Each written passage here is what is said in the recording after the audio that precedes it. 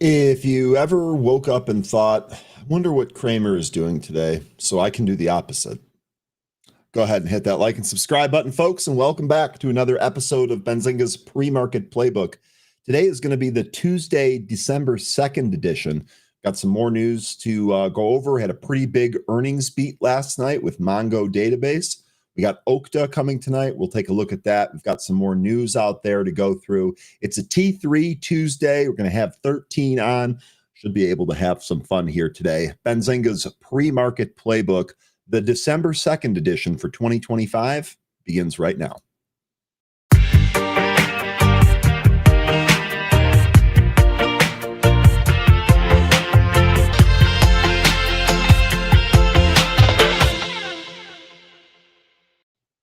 Good morning and welcome back, folks. I hope that you all had a good rest of your Monday evening. We are back for another market day here today. Hopefully you are relaxed, and ready to go. Gonna get all the R's in there. Good morning to all you early birds. Judge is first here today. Morning, Judge. Positive energy into the universe. I will amplify it. Good morning, brother. It's good to see you again, and welcome back. Jane is also here. Jane, good morning. Welcome back. Yes, that girl. Good morning. Welcome back. Brian, it's great to see you. Look, I'm sorry about the Giants. I don't really know what to say, but I'm glad that you're here. Good morning. Sun-kissed Yogi, good morning. Welcome back. Kelly or two, good morning. Welcome back. Got lost there. Jay Harris, what up? Good morning. Welcome back. Reaching Financial Freedom, good morning. Jim, good morning. Arshan, good morning. Neville, good morning. Kevin, it's good to see you again. Welcome back. Wiss, locked in and ready to go. Welcome, Wiss. Ed, good morning. Welcome back. Ricardo, good morning. Smart Bots, good morning. Day Traders locked in, good morning. Durkus, welcome back. Cam, good morning. Creation, good morning. Dara, good morning. Kimmy, good morning. Good day. I like that. I might start using that. We'll see. Yasso Fine, good morning. Welcome back. Tiny Pie, good morning. Welcome back. Bernhard, good morning. Welcome back. Johnny, good morning. It's good to see you again. And producer is locked in and ready to go here today. Let's go ahead and take a look at our stock market today.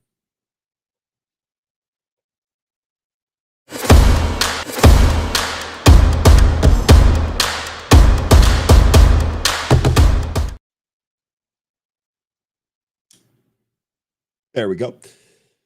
S&P futures up here this morning ahead of Tuesday's open. We're up by 0.23%. Dow futures up fractionally, up 0.09%, and NASDAQ leading the way higher at 0.38%. Let's take a look at some cues from last session. Energy and information technology stocks bucked the trend to close higher, while utilities, industrials, and healthcare stocks led the losses as most S&P 500 sectors finished negatively on Monday. Last week, the Dow had jumped over 3%, the S&P surged nearly 4%, and the NASDAQ composite climbed more than 4%. U.S. stock futures did rise on Tuesday morning after declining on Monday. Futures of major benchmark indices are fractionally higher. We'll see if we can extend those gains here in the regular session today. On Monday, the month of December kicked off with benchmark indices declining after a 5-day winning streak. Meanwhile, the UK and the US reached a landmark agreement to eliminate tariffs on British pharmaceutical products being exported to America. The US has also pledged not to challenge the UK's pharmaceutical pricing practices in any sector investigations for the remainder of President Trump's term. The 10-year Treasury bond yielded 4.09%, and the 2-year bond was at 3.53%. Now, we do have some stocks in focus here today, and the first one is going to be the big earnings winner of last night, Mongo Database, that's ticker MDB, surged 22.84% after reporting better than expected third quarter financial results and raising its full year 26 guidance above estimates. The next stock on our list here is going to be CrowdStrike. That's ticker CRWD. That rose 1.08% as analysts expect it to post quarterly earnings at 94 cents per share on revenue of $1.21 billion after the closing bell. The next stock on our list here is American Eagle Outfitters. That's ticker AEO, also known as the Sydney Sweeney stock. That was up 1.36% as it's scheduled to release earnings after the closing bell. Analysts are expecting it to report earnings of 43 cents per share on revenue of $1.32 billion. Next stock here is Credo, which reported earnings last night. Credo jumped 17.84% after reporting an upbeat second quarter financial results and issuing strong third quarter guidance. Credo said it sees third quarter revenue in a range of $335 million to $345 million. That was versus the $247 million estimate. Big beat there for Credo. The last stock on our list here is going to be Snowflake. That's ticker SNOW. And actually, there's still a lot of snow covering the ground here in Chicago. We got even more last night, which is fun. Snowflake climbed 4.01% after director Benoit Dageville, also founder and chief architect, sold approximately 6.24 million worth of shares on November 28th, 2025 for $249.65 apiece.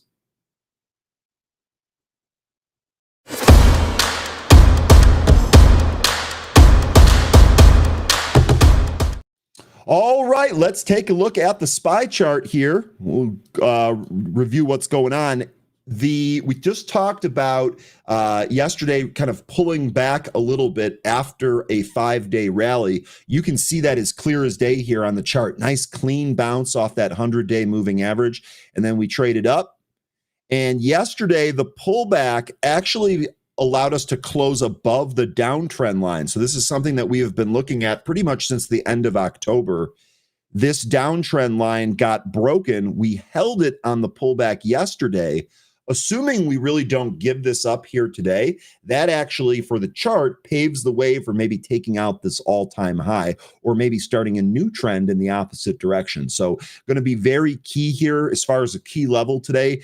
Can we close above this trend line again? Looking at this, if I'm eyeballing it, I've got this at about 679. It was about 680 yesterday. It's a little bit lower today since the trend line is down sloping. If we actually zoom in to the intraday chart, see it's about 678-ish here, and it drops a little bit as we get later in the day. So let's see if we can close above this moving average. If we do, perhaps that's the first step in changing the trend here on the SPY, and maybe have a nice Christmas and perhaps set up for a Santa Claus rally to finish the year and into next year. So this is kind of where we're looking at. It's really all going to be about that trend line. I suppose it is also worth noting that our 20-day moving average and our 50-day moving average, which would also represent some downside support levels, they're basically sitting right on top of each other right now. So that would be another level. That's in the middle of the previous all-time high range, that 677.34 to 673 area. Both of those moving averages pretty much in the middle of that. So that entire area should act as support if the trend line gives way, but let's pay attention to the trend line there first. Now, let's take a look at some insights from analysts here. Based on LPL's research's outlook, the economic and market landscape for 2026 appears resilient, with the firm explicitly stating that they do not expect recession in 2026, providing a supportive backdrop for equities, end quote. This optimism is driven by expectations that double-digit earnings growth is poised to continue, bolstered by massive capital spending on artificial intelligence infrastructure. And this, I think, as far as our trades go, we're probably better off looking for the picks and shovels or the infrastructure trade going forward here. I suspect that's where the biggest opportunity is going to be. This optimism is driven by expectation. Additionally, the economy may benefit from supportive monetary policy as the Federal Reserve normalizes rates alongside fiscal stimulus from the One Big Beautiful Bill Act. However, the path forward is not without risks. The report cautions that midterm years have historically been volatile, with political shifts potentially causing market drawdowns. Furthermore, geopolitical developments will be a defining force, acting as a wild card that could reshape supply chains and drive commodity fluctuations. Despite these uncertainties, LPL advises investors to maintain a perspective, reminding them that, quote, volatility is a normal part of the stock market, even in good years, end quote. I think we all forget that, especially when we see stocks that just go up and to the right. And that staying focused on key drivers will be essential to navigating the year ahead. And one of the things that we've talked about here as a group is what kind of theme can we be a part of? What kind of theme can we identify? If we stay within a theme, we should be able to increase our chances for profit pretty dramatically.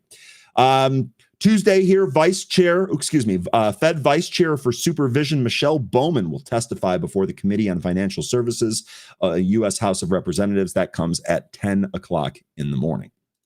Now, real quick, Jim Cramer is already making some news early this morning. Has nothing to do with his Eagles, thankfully.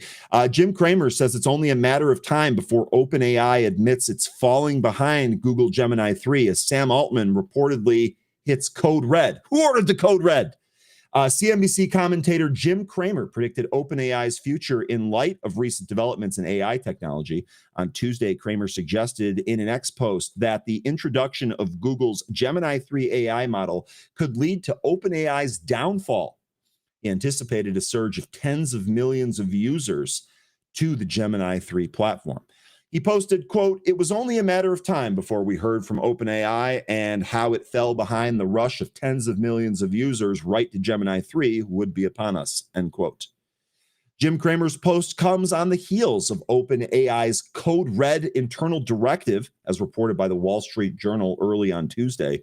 According to the Wall Street Journal, OpenAI CEO Sam Altman told employees that the company is entering a Code Red phase focused on bolstering ChatGPT's quality, pausing other product work to prioritize improvements in personalization, speed, reliability, and breadth of answers. Now, the interesting part about this is that we actually had a pretty robust discussion in Happy Hour yesterday about, the AI spending is one thing, but what is AI actually doing? How much is it actually going to help? Who's it going to help? Is it going to replace people? The whole 9 yards. Seems like there's a little bit of pullback there in the thinking. I'll be honest with you, where I sit on this, AI chatbots, large language models, that's not going to be enough to replace people. It should aid some people's work, but it's not going to be enough to replace people. Now we get this code red verbiage out of OpenAI here. Yeah, I mean, the chatbots would work faster, but is there really anything groundbreaking there? I would turn that over to you folks and ask you what you think on that. The memo does reflect growing competitive pressures, especially from Google's latest Gemini model, which recently outperformed OpenAI on key benchmarks. Gemini's user base surged after the August launch of its Nano Banana image generator. I still can't believe that's a thing, but it's actually pretty good if you're trying to make images with AI. With monthly active users rising from 450 million in July to 650 million by October. On November 18th, Google's CEO Sundar Pichai unveiled Google's Gemini 3, touting it as the company's most advanced AI system yet. This move is seen as a direct challenge to OpenAI's GPT-5. Furthermore, Google is using tensor processing units, or their TPUs, as a rival to NVIDIA's GPUs for AI tasks, putting a dent in NVIDIA's once uncontested dominance in the AI chip market. And I know the thought here is, how much more of their dominance are they going to end up losing to competitors? And I think that equation that's still kind of yet to be seen. I think there's still going to be some more on that, to be honest. All right, next stock here, Mongo database. Let's actually start with the chart real quick. Let's go to MDB here. Here's what we're looking at on Mongo. Stock is up 23.98%, and you can see exactly what that's doing here. We actually gapped, the last earnings report, we actually gapped strongly above the 200-day moving average, created a nice island here and maintained that throughout the entire process. Now we're popping again, and look where we're popping to. We're popping right to a consolidation area. It is worth noting we do have a high up here about 507, another $100 from where we're at. The all-time high, I believe, is 586. So here's where we're at. Let me zoom out here a little bit more. One of the things that we'll be looking at here is just a very simple trend line. This, to me, represents a target for today if we have a gap and go situation, or if we continue to trade higher. It's trend line up at about 447. That is still 40 points higher than where we're at. And I'm basically just eyeballing that by using the chart. Could we get there? Well, we'll see. They smashed Q3 earnings and they raised their full year 26 outlook. Shares obviously ripping up by just shy of 25%. We'll see if we can get any more out of that. Mongo Database reported its financial results for the third quarter of fiscal 2026 after the market closed on Monday. Mongo posted third quarter revenue of $628.31 million. That beat the analyst consensus estimate of $591 million. Nice big beat there. That was according to Benzinga Pro. The data platform company reported third quarter adjusted earnings of $1.32 per share, which beat analyst estimates of 80 cents per share. Total revenue increased 19% year over year as subscription revenue grew 19% and service revenue rose by 12%. The company said it added 2,600 customers in the quarter, bringing its total customer count to up to more than 62,500. That is of October 31st. Mongo Database generated free cash flow of $140.1 million during the period and ended the quarter with $2.3 billion in cash. Quote, Mongo Database delivered strong third quarter results that exceeded the high end of our guidance, driven by continued strength in Atlas, which saw growth accelerate to 30% year over year. We also delivered meaningful margin outperformance as we executed our plan to drive profitable growth. Reflecting this strength, we're raising our guidance on the top and bottom line for the rest of the year. That came from CJ Desai, President and CEO of Mongo Database. They expect fourth quarter revenue to be in the range of $665 million to $670 million versus estimates of $625 million. Company also guided for second quarter adjusted earnings of $1.44 to $1.88 per share versus estimates of 93 cents per share. Another big beat there. Mongo raised its revenue guidance for fiscal 2026 to a range of 2.43 to 2.44. That was up from 2.34 to 2.36. Analysts are looking for full year revenue of $2.36 billion. Company also raised its fiscal 2026 adjusted earnings guidance from a raise of 3.64 to 3.73 per share to a new range of 476 to 480 versus the estimates of 371. Again, just a huge beat there. That's why we're trading higher here. Looking at the chart, would love to hear if any of you have a trade plan or a trade idea here on Mongo Database after these earnings are out of the way. Let's go back to Pro, take another look at a chart here. This stock is going to be Iron, is another show favorite here. Iron, obviously, huge move and through the fall here. Now we've had a pullback since the beginning of November. Does look like maybe this is trying to carve out a support area here. This actually is the same area that we were in September before taking the next leg higher. It's between the 50 and the 100. We have a pretty steeply pitched 20-day moving average, so recapturing that to the upside would be the next step here for Iron. This is what the chart looks like. Now, and actually, Iron's down about 4.15% here today because they announced an offering, Iron stock dropped on Monday, extended trading after the company announced a registered direct offering of ordinary shares, as well as $1 billion in convertible senior notes due in 2032 and a $1 billion in convertible senior notes due in 2033. Iron announced a private offering of ordinary shares in order to fund the repurchase of its existing 2029 convertible notes and existing 2030 convertible notes. Iron also announced its intention to offer in a separate private offering $1 billion of convertible senior notes due in 2032 and $1 billion of convertible senior notes due in 2033. The original purchasers also have the option to purchase an additional $150 million of each new convertible notes offering. So that's what's going on here in Iron. I know that this has recently been a huge winner. I know the question for most of us is this a buyable dip? Is there another run coming? Would love to get the chat's thoughts on Iron here, both the chart and what's going on with the company. One other stock that I wanted to take a look at real quick before we get to our guest here is going to be Okta. Okta reports earnings today after the market closes. This is what the chart looks like. This thing has pretty much been sideways. Does look like it bottomed here back in 2022. It's been fairly sideways since then. We're pretty much in the same range that we've been in for a couple of years. We'll see if this can maybe turn around here. It does look like this is coming off of like a 71 to 71.5 support level. We'll see if this is the bottom or if we re-challenge that level here. We've got earnings tonight. Here's what to expect. Analysts expect Santa Clara, California-based company to report quarterly earnings of 76 cents per share, That's up from 67 cents per share in a year ago.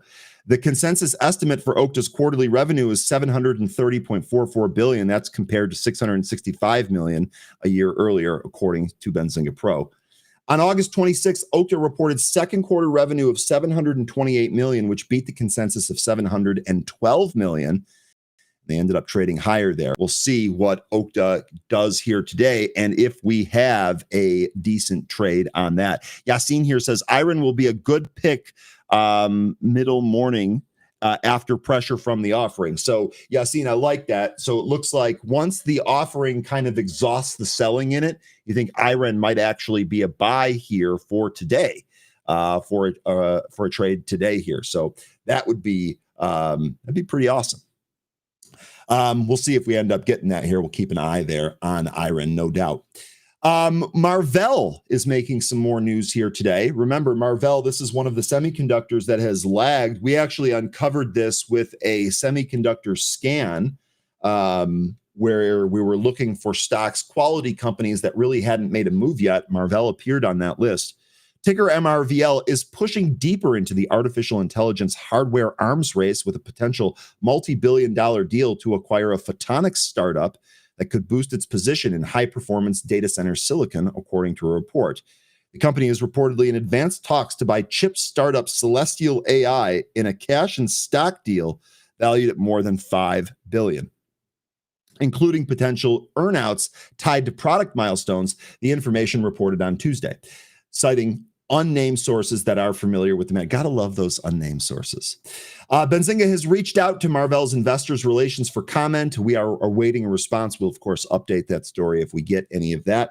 Marvell, a $78.5 billion network chip maker that competes with Broadcom, ticker AVGO, in custom silicon and data center infrastructure, would expand its portfolio by acquiring Celestial AI, a startup developing photonics technology to boost communication speeds between AI compute and memory chips. Celestial AI has raised $515 million to date, including $250 million funding round in March, which was backed by AMD's investment arm. Intel CEO Lip Bhutan also serves on the company's board. Marvell held $1.22 billion in cash and cash equivalents as of the end of August. Stock tanked 18% year to date as it failed to reach the revenue consensus estimates in at least 2 quarters out of the last 4 quarters. It also failed to accomplish the analyst EPS consensus estimate in at least 1 out of the last 4 quarters. Okay, one more self-driving store, then we'll go ahead and get to our guest here today. NVIDIA's open source AI that helps self-driving cars think like humans. Wouldn't be a morning if we didn't have a self-driving car story to go over. NVIDIA is expanding its open source artificial intelligence portfolio with a sweeping set of new models, data sets, and development tools designed to accelerate progress in both digital and physical AI. The company unveiled the offerings at the Neural PS AI Research Conference, highlighting how open access to advanced technology can speed breakthroughs in fields from autonomous driving to medical intelligence. A centerpiece of the announcement is NVIDIA's Drive Alpamayo R1, or for short, AR1. I think I'll go with that. With the first industry-scale open reasoning vision language action model built for autonomous vehicle research. Unlike earlier systems that struggled to handle unpredictable real-world traffic events, AR1 uses a chain of thought reasoning to choose safer, more adaptive driving paths. It evaluates multiple possible trajectories and then uses contextual cues from bike lanes and crowds of pedestrians to sudden lane closures to determine the best move. Researchers can customize AR1 for non-commercial experimentation thanks to its foundation built on NVIDIA Cosmos Reason. And NVIDIA reports that reinforcement learning post-training significantly improves its reasoning abilities. The model will be accessible through GitHub and Hugging Face, which I got to be honest, I don't know what that is, with supporting data sets as an evaluation framework called AlpaSim also being released. NVIDIA is extending the physical AI push through Cosmos, its platform for building intelligent systems that interact with the real world. The company has released a Cosmos cookbook to guide developers through every step of the model creation, including data collection, synthetic data generation, and evaluation, and demonstrated new tools such as LiDAR Gen for generating high-fidelity LiDAR data, Omniverse NeuRec Fixer for repairing artifacts in neural sense reconstructions, and ProtoMotions 3 for developing physically realistic humanoid robots. Boy, that was a mouthful. NVIDIA says companies including Vortex 51, 1X, Figure AI, FortelliX, Gatlick, Oxa, Plus AI, and X Humanoid are already using Cosmos world models for advanced robotics and autonomous systems. Alongside the physical AI advancements, NVIDIA is bolstering its digital AI stack.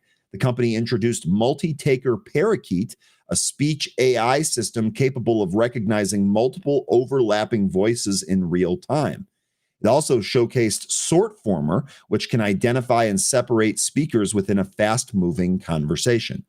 New tools for AI safety and synthetic data, including reasoning-based content moderation model and audio data sets designed to detect unsafe content, bring stronger guardrails to an emerging agentic AI applications. NVIDIA also open-sourced its NeMo Data Designer library, giving developers an end-to-end toolkit to generate high-quality synthetic data sets for fine-tuning and evaluation. Highlights include Audio Flamingo 3, which can reason over long segments of speech and sound, Minitron SSM, a compression method that cuts model size in half while improving accuracy, and ProRL, a prolonged reinforcement learning approach that significantly expands large model reasoning capabilities. NVIDIA, the biggest company in terms of market cap, has gained 34% year to date. We'll see if it's got more juice left in the tank for 2026. Bank of America securities analyst Vivek Arya argued that recent doubts about AI spending are overstated, calling the pullback a healthy pause in a strong long-term growth cycle. And this is kind of what we were talking about yesterday, right? Or really several days over the past couple of weeks here. Is NVIDIA, is the hype over, or is this at a spot where maybe we can kind of reload this for the next leg higher? Doesn't seem like it's going anywhere. Certainly the spending's not going anywhere. This is a really good outline of all of the other things that NVIDIA is doing that doesn't necessarily make the news cycle every day. He said NVIDIA looks especially compelling with potential 2026 sales and earnings growth of roughly 50 and 70% year over year, while still trading at about 24 times earnings. Even if the global AI capex reaches only half of NVIDIA's projected 3 to 4 trillion by 2030, Arya believes the company could earn over $40 per share, meaning today's valuation prices in only modest industry expansion. He added that concerns about China's restrictions have little bearing on NVIDIA's near or midterm fundamentals. Arya also flagged two catalysts ahead. The U.S. Supreme Court tariff case could aid institutional and auto chip makers, and Advanced Micro Devices, or AMD's Analyst Day, where he expects management to outline a stronger long-term GPU and CPU roadmap tied to AI growth. So is NVIDIA done? Is there another leg to be had here? Are there more gains that we can squeeze out of this bad boy? And if so, where's the buy zone? I know recently here we lost the 100-day. We were hoping this came into the 200-day. It might still. Hasn't yet, though. Today, we're actually up just shy of 1% here. Looks like we're going to be retesting that 181.38. In fact, that's the exact price that we have here in the pre-market. So looks like a recapture of the 100-day is on deck for today, or at least a test of that. And we do have the 20-day and the 50-day sitting at roughly the same area there, 186.85. All right, folks, I promised you it was a T3 Tuesday. Let's go ahead and bring on our guests. All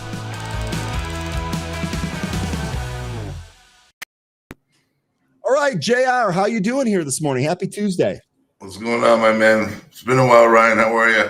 It has been a while. I think it was August the last time that we talked, which is a while ago. How you been in those times? Maybe it was even earlier than that, maybe March. It was a while ago. How you been doing? Yeah.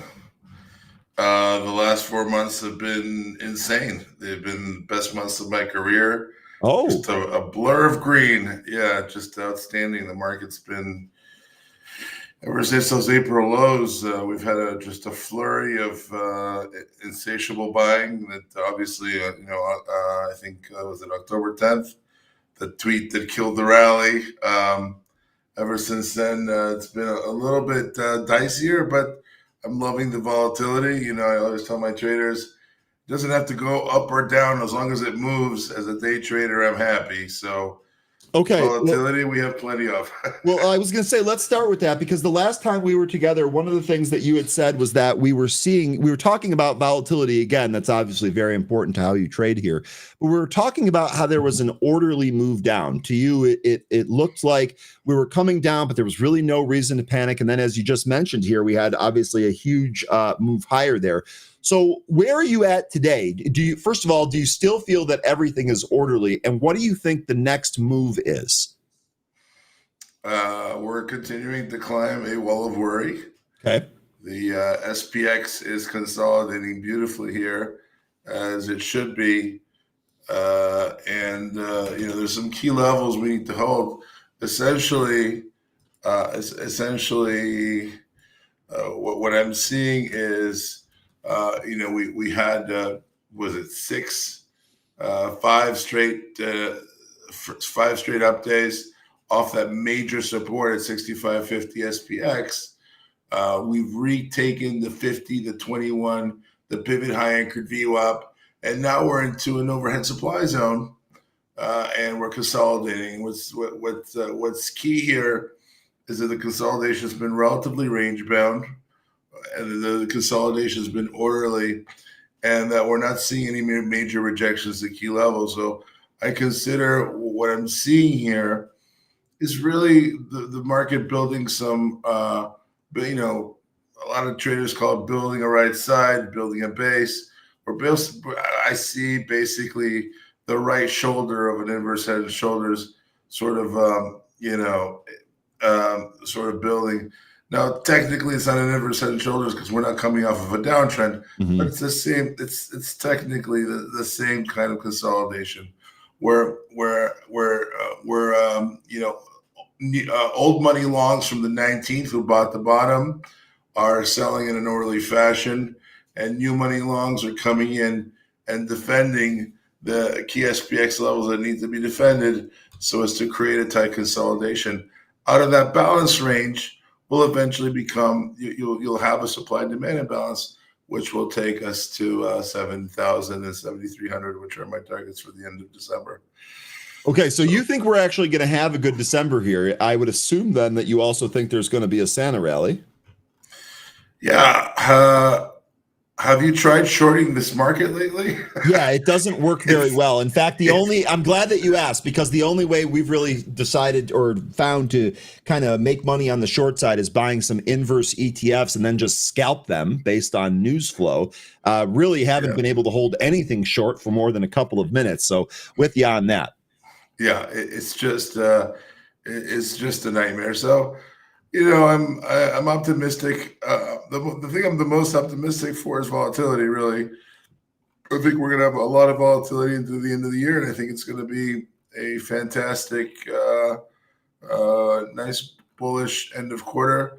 Now, I have a lot of positions as a swing trader. I'm also an option seller, so I don't love, in that regard, wearing that hat. I don't absolutely love the break of 65.50 and a massive 10 to 15 point drop. But as a day trader, honestly, as long as we continue to respect levels and the market remains rational in the way that it moves, I'm perfectly fine with volatility in either direction. As long as it moves, I think it's going to be great.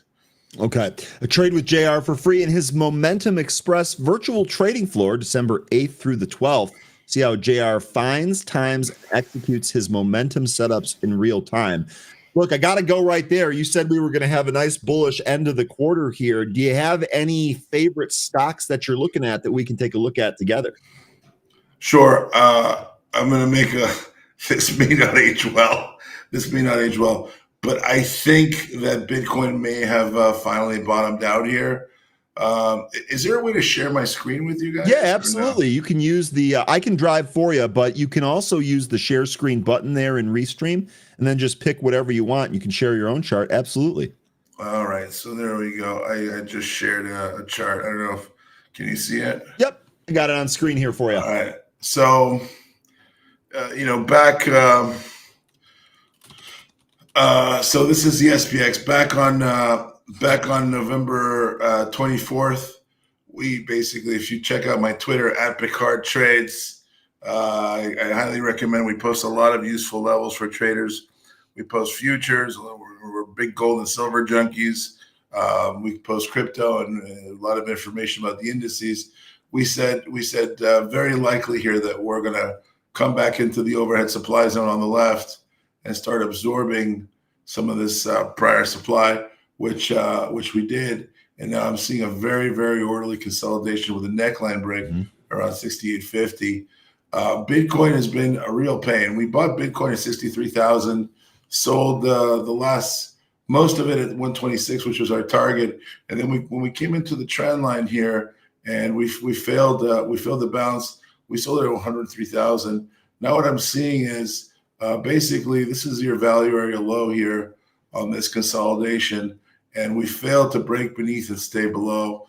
We have a higher pivot low holding the primary anchored VWAP here, and I see that as very likely that we now build a reversal wedge and retake the key level. The most traded volume here is 95,891. As long as we can base above that, I see a good chance that we bounce higher. So it's obviously there's a few things here dogging the crypto trade. There is there's some liquidity concerns in the market. I always tell my traders, Bitcoin is not an asset as much as it is a liquidity indicator and a risk on indicator. And so if we see some of these liquidity concerns clear up, we're going to have a nice crypto rally into the end of the year. The regulatory environment has been very amenable to it, and if you go to the hourly chart here today, okay, you can start to see a little bit of a shakeout through this kind of messy inverse head and shoulders. So I see a move to 91,500, and the play I really like. I was in this I was going to ask you about this. Out. I'm so glad you're doing this on your own. Let's go. Yeah. Yeah. Everyone is watching this trade. Yeah, right. So we had a climactic ending volume here in MSTR. I was in it. I didn't like the break of 168. So I exited this morning. I bought it in the pre-market again. And I'm looking for a move to $295. Perhaps even $332 when Bitcoin longs come in, the squeeze in MSTR is going to be tremendous. So this is one name that I'm really bullish on. I think for today we're going to see some renewed strength in the quantum names after bullish earnings from MDB and ZRDO. We took NVIDIA overnight long yesterday off its piercing reversal. This is just a money setup with NVIDIA here. I'm looking for a move back to the 21 to confluence with anchored VWAP at 184.88. I think that's going to be great. And we have a few other things going on here. Intel has a beautiful inside bar breakout through right there, the Friday high at 40.59. It's good. Apache, I'm a big energy bull going into next year. So are we. That's fantastic. Boy, this was good timing this time, JR. Good stuff. Yeah, we usually see eye to eye on things. Yeah, no, this is really good timing. What do you got here for APA? So Apache's been really beaten up. You had a trend change in May and a very orderly channel with a nice multi-month base here. Break of 25.83 gets me long, and I'm looking for a move to $36. Apache looks phenomenal here. This was one of my I think one of my co-moderators brought this one up today. A lot of basis building up TMQ here. This one's overdone. I call this a curling wedge, a curler through 452. For those of you who like to play the cheapies, move back to anchored VWAP at 661. Uh, ALAB, I think ALAB has done going down. You can clearly mark the regression channel here. It's a 2.5 standard deviation regression channel. We're popping up here. I'm looking for a pullback with a higher pivot low on the hourly and a move back to about $212. That's your 618 retracement. I think AMD is going to be on fire today, most likely off the CRDO earnings. CRDO, a great gap and go candidate. TSM, you have on the hourly, this looks like you can bring it home to mama right here. A beautiful consolidation base, break at 292.85, gets me long. Unity, they got the wet push today as a best idea trade. It's already going through our buy point here at 43.91. I'm looking for 46.90, maybe $47 today on this one. Palantir is ready to come back and play ball. I like it over 174.60. Riot, we had bought it off the lows, and I sold it yesterday on the weakness in Bitcoin. Over 1650, I like it to $22. Robinhood, I think, is ready to come back to life. I like it over 130.25. So there's just a ton of stuff to look at today. I believe that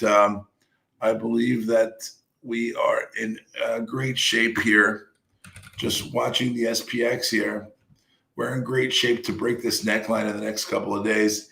And once we crack 68.50, okay, I believe that we're going to extend to the upper line here for a nice two-wave corrective move right there into 7,100, 7,200 into the end of December. So I'm bullish on the markets, and I think this is a fantastic buying opportunity ahead of what's going to be a structural breakout to the upside. But we need to base here for a couple more days. I don't want to see the market break out today. I want it to chill out here into maybe Thursday, Friday, and then have a beautiful risk-on rally that initiates the December push. So you kind of want to see it like coil up this week, and then maybe let me ask you: does the Fed decision next week play any bearing on your thesis here, one way or another? I think this market wants to go. I think the Fed is priced in. We have a divided Fed, and I don't envy the Fed. You know, the Japanese 2-year bond yield is at its highest since 2008. People are freaking out about the yen and the carry trade, and we have some inflationary pressures. If you look at the data, that just won't go away. But I think that in this case, Richard Wyckoff, who's my trading spirit animal, used to always say the tape is the tyrant. And when it comes to these sorts of things, what matters most is the tape. And this tape is telling us we go higher. Okay. I'll be honest with you. I had a bunch of different questions here to kind of go. I threw them all out because that was a fantastic rundown. I'm not kidding. I've got one left here that I'm going to make a joke about, but you ran through a whole bunch of different tickers there. Jay Harris had asked earlier, so what stock is he getting into today? Jay Harris, I bet you did not expect that as an answer. I hope you made a list. We have a whole bunch of them there. Really good stuff. Jay, the one question that I do want to ask you about, the last time we were together, you really made me chuckle. You had said that the moment that Elon gets a vasectomy and a mute button, Tesla rips higher. You remember that? Yes. Yeah, that made me laugh quite a bit. So he hasn't gotten either. Can you bring up Tesla here real quick and tell me what you think the outlook is in the near term, mostly, but maybe just for the rest of the year here? The outlook is higher. So we had, if you look here, we had a minor distribution top and a retest of 381 that didn't even come close to the value area high consolidation. I'm going to call this a shakeout for now. You can see here, Tesla dropped I think more than anything else, this was technical. You had very thin structure through this area here. So the market, obviously, being the market is like a curious wombat. It doesn't like unanswered questions. So we had very, very thin structure here. You had your double bottom at 383, 383.28, neckline break, measured move. Now we're basing here, getting ready for a move back to 474. I see Tesla near 500 into the end of the year. Okay. All right. Really good stuff. Trade with JR for free in his Momentum Express virtual trading floor, December 8th through 12th. See how JR finds, times, and executes his momentum setups in real time. You just gave us a bunch of setups there. That is really awesome. Look, is there anything else that you want to cover here before we split for the day? Yeah. First of all, you can check us out. We post a ton of for me, Twitter is not a place to mess around. I post a lot of charts, a lot of ideas every day, really important levels. We spend a lot of time doing that. You can check me out at PicardTrades.com. Picard, like Jean-Luc Picard. I'm a big Trekkie. So Picard Trades is our ticker on X. I just want to urge traders of all skill levels to keep a cool head, to stay analytical, and to bring your best self to the market every day.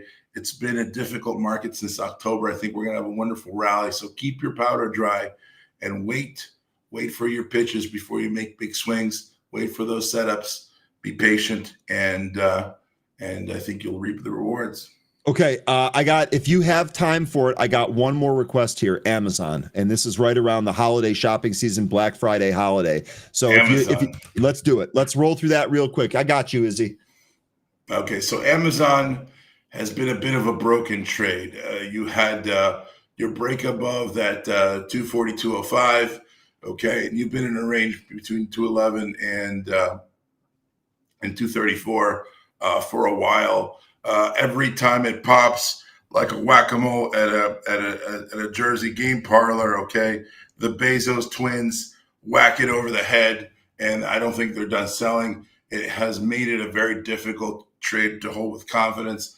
I'll say that on Amazon, until Bezos is done selling, okay, it's a buy at 211, it's a sell at 235, and that's pretty much it. Once we have a big sign of strength, as Richard Wyckoff would call it, with a pullback that holds above 258, and we see volume and price acceptance unhindered, then it'll be time to go long Amazon, and you can start to extrapolate this angle of ascent here. I'm going to draw a center line for you. I'm going to draw an outer line for you, and I'm going to draw a lower line for you, almost like a fork. Okay, right there. And then this is where we are. Okay. Your extrapolated target for the end of December, if and only if that happens, would be $288.25. Okay. All right. Really good stuff, JR. Really appreciate it. As always. Have a great one, man. We'll check in with you next time. Thank you, sir. That is JR Romero from T3. Those guys are great. Jay Harris, like I was saying earlier, you got a pretty good rundown there on a whole bunch of stocks that he's looking at here today. Also, really seemed really bullish, which is also good here. I know that we've kind of been wondering what direction is next here. If we do take that leg up, when is it? Do we have a Santa Claus rally? All of that stuff. Looks like you got someone there bullish on a lot of that stuff. Real good stuff there from the group, and good suggestions there on tickers. All right. JR's departure leaves room for the one and only 13. Let's bring him on. 13, good morning. Happy Tuesday. How are you doing here today? Good morning. It's actually a much brighter day outside than it was yesterday. We had a whole bunch of clouds, so got more light in my room here. So gonna be a good morning, folks. There we go. I was gonna say it's brighter here today because there's so much snow on the ground that the little bit of light that's coming in is being reflected and amplified. So it's brighter here, but for a slightly different reason, as we got more snow overnight last night. All right, what do you want to start with here? Do you want to start with some of the movers or any other charts that you want to go into? Sure, we can do the movers. We also have FTEL back again, but with some new news. Hey, yeah, we do. Yeah, we do. All right, let's go ahead and do that here. Let's start with FTEL since you already mentioned it. So here we go. Here's what the FTEL intraday chart looks like. This did give us a move yesterday. I'll be honest, though, the best move here was in the morning. Really, after that, it was kind of boring. I know there was one late here, but you might have already given up on it by that point. Now, we did get some more action here today. And 13, I'm assuming you're going to mention this, but to me, it sure looks like we got a bit of a trend line going on there. There you go. Maybe we'll cut that down. We'll see here. I'm just going to go ahead and plop that on for right now. Now, here's what it looks like here today. We go back to the news tab. We can take a look. Fittel Corporation announces interim dividend and shareholder loyalty program. That's the news that we're getting here today. Fresh this morning. So seems good. Stock's up 40% on the back of that news. Market says giddy up. We like that. 2.58% of the float is shorted with 1 day to cover. That comes on an average 100-day volume of 2.51 million shares. Today it's traded shy of 49 million. We're going to be way above that. Float here 2.37 million. So it is right in that wheelhouse. Maybe you guys messed with this yesterday. 13, what do you got here for today? Yeah, so the interim dividend is going to be a 10-cent per share cash dividend that's going to be payable on January 13th to shareholders of record as of the close of business on December 30th. The ex-dividend date is going to be December 29th. So if you are a holder of this, you get 10 cents for every share that you hold, given that date. So there's also the shareholder loyalty program, which is it's got to you got to maintain certain ownership, and you get payments in tranches. It's supposed to be up to 15 cents per share, but you get 5 cents for the first 30 calendar days, another 5 cents for 60, and then another 5 cents for 90. So they're incentivizing you to continue to hold that. So that's why we have this moving up here today. Looking at the chart, we are getting some support from the highs from the regular session yesterday. Since we had that impulse move this morning that took us up through 150. That has been the support area ever since then. And was also an area where the highs were yesterday from the regular session. So 150 looks like a really good support area if we start losing the 65 EMA, which has also been providing some support. We're trying to recapture that VWAP. We've already had a couple of attempts that didn't work out so well. So if we do get above VWAP, that would be more positive. We could see, take aim at that trend line that we drew. I am still worried about upside beyond the VWAP. It looks to me like 180 is a bit of a tough area for the price action following the loss of VWAP. So we would have to wait and see if we can get the volume to take us up through 180. But those are the resistance and support levels: 65 EMA, 150 for support, VWAP, and 180 for resistance. Okay, really good stuff. Good breakdown there on FTEL. That is our first mover here today. Okay, one of the things, so PLRZ, that's PLRZ. This is Polyrizon. I almost mixed that up with PLTZ. I know we've talked about this. Here's PLRZ. It's our biggest mover a day. Stock is up 127.5%.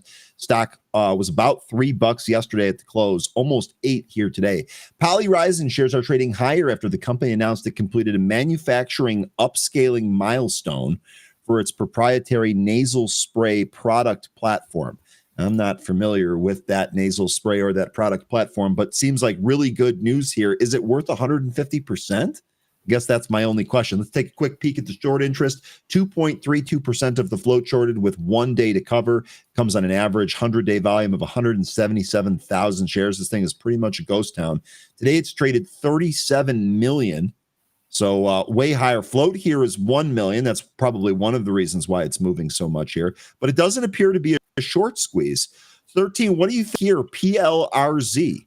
So the news is kind of interesting because the milestone that they're referring to is for their PL14 formulation. Yeah. Formulation. And what this does is it creates a fast-acting moisturizing barrier inside the nasal cavity to help trap and isolate and neutralize airborne allergens before they reach the mucosa.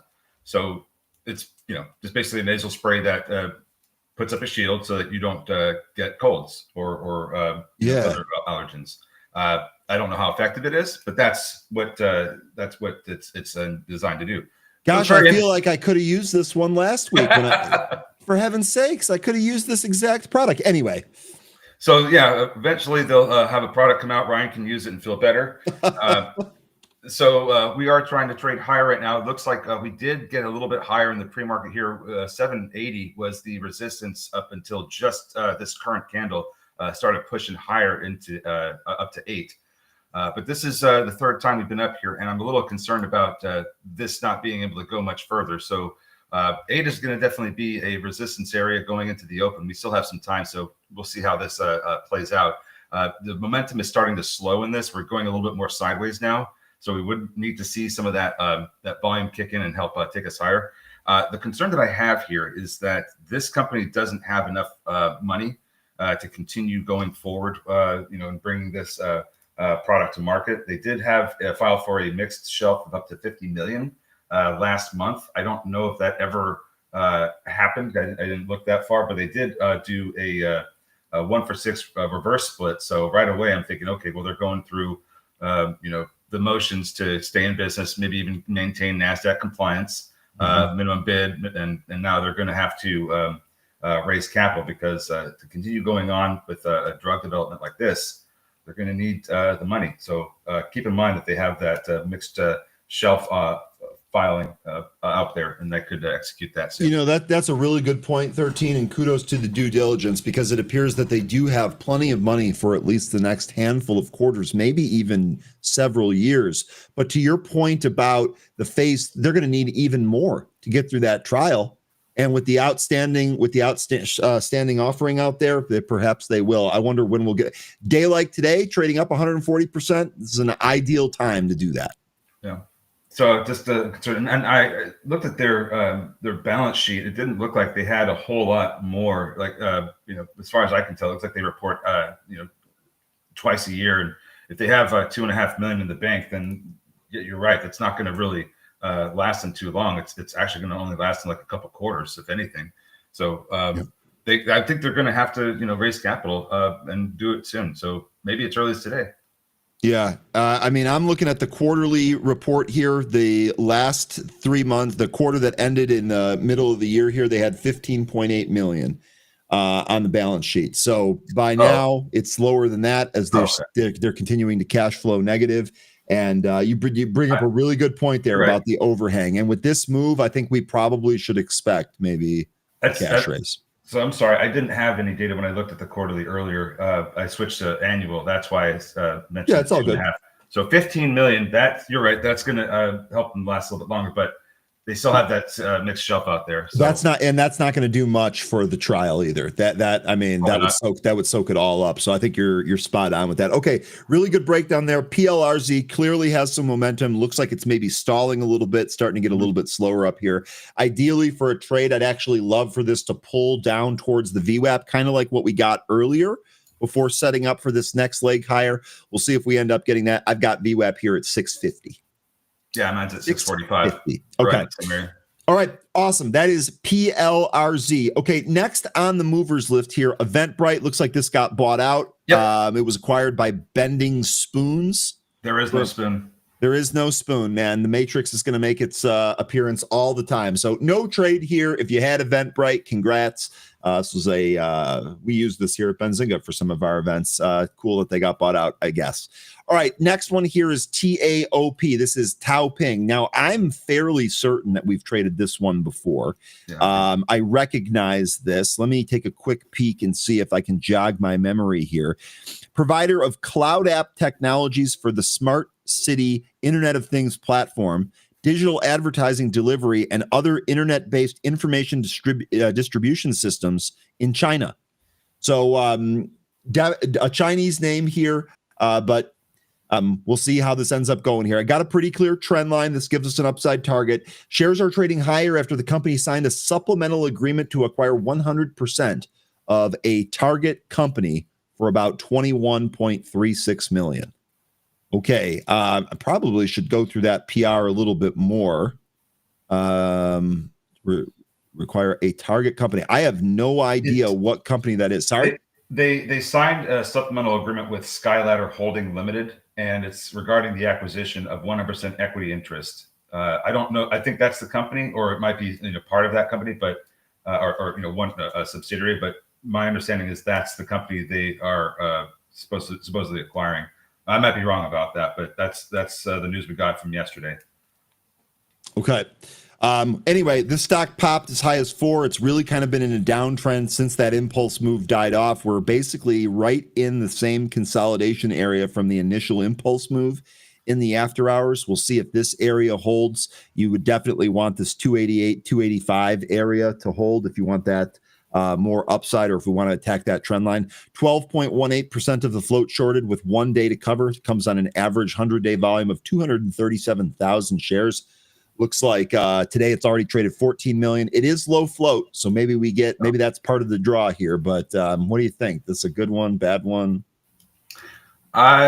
It looks like it's trying to get some footing, because there's a consolidation area from the after hours yesterday where we're in that same area right now, getting some support. We would need to see the 200 EMA hold up and the move back up through VWAP pretty soon. Otherwise, I think we're going to continue lower. I would say that we need to recapture 310 pretty soon. I can't really give a timeline, but it has to happen soon. Otherwise, I think we're going to get some more weakness into the open.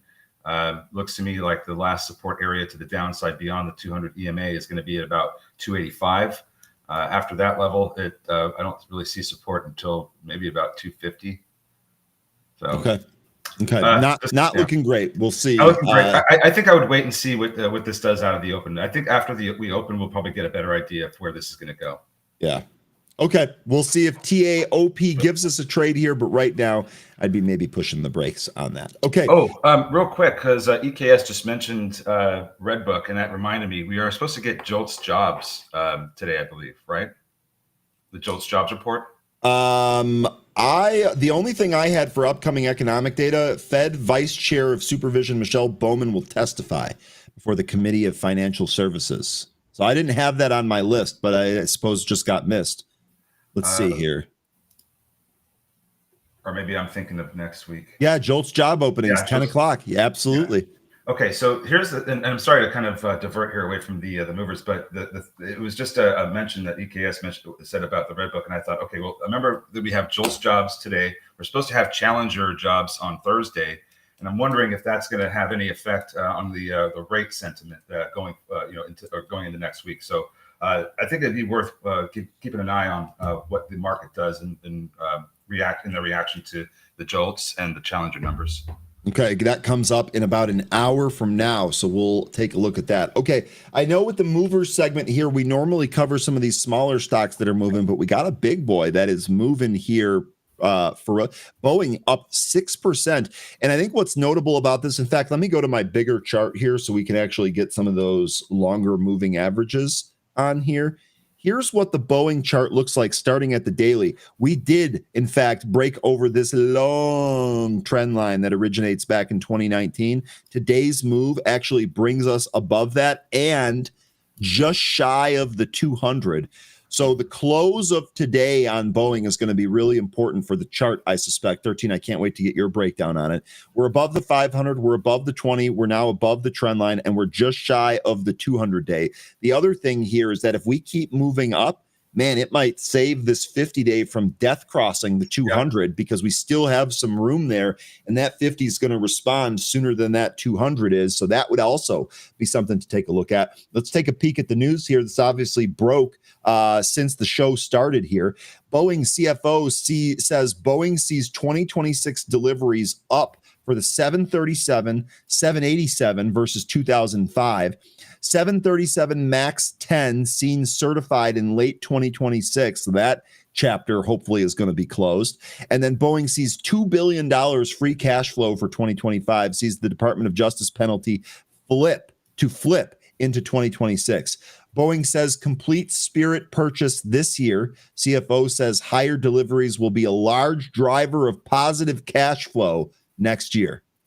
So they had a presentation at the UBS Global Industries and Transportation Conference where this news was broken. Looks like the market absolutely loves this here on Boeing, up 5.75%. I gave you the little outlook there on the daily. 13, what say you here on Boeing? So yeah, that I've already talked about how the concern over the death cross could mean more downside. So if we start getting a turnaround and end up doing something like what happened in April, where we also narrowly avoided a death cross, but as we rallied up to over 200, that's what we would need to see to prevent that from happening. So until that does, it's still very much on the table. We have the task of recapturing the 200, the 50, and we need to see what's going to happen up here at around 210, where that was previously support before we absolutely dropped off at the end of October. So I'm not going to say that it's not possible. It certainly is, but we have to hit those milestones. We have to recapture those levels. So until that happens, I would say that maybe there's still some potential resistance at these areas, but if this news is great. So if this starts recapturing these levels, then we're in business. But that's what I would have to see. Okay. So, I don't have a whole lot to add to that. No, that's great. That's it. That's good. That should really help with the trading plan here. I will say, we had JR on earlier. He said, I believe AMD and CRDO make for great candidates for a gap and go. I would throw Boeing on there too. I would imagine that this might actually be a pretty decent trade for us here. Micah from the chat here says high demand for employees for Boeing. Okay. Well, I mean, hire them. We need to get them educated and hired. I don't know why they're having a hard time finding them unless they're just not there, or they need to get them from outside the U.S. But yeah, we need to. That's great. I mean, I don't know what else to say. That's great that we have high demand for employees for Boeing. Hire them, find them, hire them. Yeah, get them in there. All right, we'll see here if this makes a good trade for Boeing. We'll add that one to the list. So as far as some of the big caps here today, just based on the charts and some of the things that we're seeing, APA, AMD, CRDO, MDB, that might also have a gap and go. And now Boeing on top of that. We got 5 big boys to take a look at for trading here today. So pretty good stuff. All right. Good stuff there on Boeing. We can jump back to the movers list here. We got plenty of time to do whatever we want prior to the open here today. We've taken a look at PLRZ, Eventbrite, FTEL, TAOP. The next one on the list here is going to be JSPR. Jeremy, I think they got the wrong degree, but I get your point. What happened? He said not a lot of people with credentials because they can't afford the degree. I think there's a lot of people being able to get the degree. They're just getting the wrong kind of degree. Yeah, they choose. They choose. Now, Jay's bringing up an interesting point here. Isn't it up on the problems, on the Airbus problems? This is going back to Boeing. Sorry, I jumped the gun a little bit going to JSPR here a little too soon. Jay, here's what I would say. So this is looking at the 5-minute chart here for Boeing. I mean, we recently made a nice move up from about 180. That move stopped at about 189. And this is when we started to hear about the Airbus problems. I don't know exactly when in here it is. So, yeah, I'm sure there's some of that, right? Like its biggest competitor has a fuselage issue. Yeah, that's material, but very, very clearly looking at the volume, looking at the rapid price change here, it is without a doubt up on the comments coming out of this conference here. That is the USB Global Industries and Transportation Conference. You can match the time of these news drops up with the candles, and it's as clear as day. But you bring up a really good point, kind of another tailwind, right? If Airbus is really struggling, Boeing's been out of favor, maybe that's back in favor. Now we're getting some good news on top of that. Giddy up for Boeing here. We got the news about Airbus intraday yesterday, but Boeing and wasn't it a day or two before? I felt like no, maybe you're right. 13. Yeah, I'm seeing all the news from Reuters and Wall Street Journal, CNN. They're all. It was all like 20 hours ago, 21 hours ago, a day ago. So it might be over the weekend, but Boeing was down yesterday. So yeah, I'm not trying to say that that's not the reason, but it's. I don't think the stock was moving on that yesterday. Yeah, I would agree. I would say maybe someone in the pre-market had an inkling of that, which we see reflected in the price, but you're absolutely right, 13. This thing was weak the rest of the day. Now we've got this news cap. This actually brings up a really good point, though.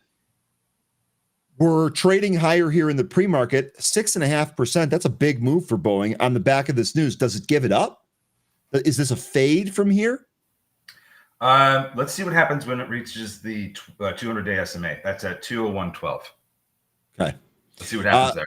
Lion says, are the Boeing windows and doors done falling from the sky? Yes, it appears that they are. I haven't heard one of those reports since we've got that first one. One's too many. I get it. And I've flown on some Boeing planes since then myself. Everything looks to be tip top. But this is what's going on here. News is fresh. Good stuff there on Boeing. Okay, let's do JSPR here real quick, and then we can probably turn it over to anything else that you folks want. JSPR is Jasper Therapeutics. The stock was $1.72 yesterday, spiked above $2.80 here today. Jasper Therapeutics shares are trading higher after the company reported preliminary clinical data from Jasper's Etienne phase 1b study of subcutaneous briquilimab in adult participants with allergic asthma. So a treatment here for allergic asthma. Looks like we got some pretty good news on that. The pop got sold into. Now it's the second move here. Looks like we're trying to capture the VWAP.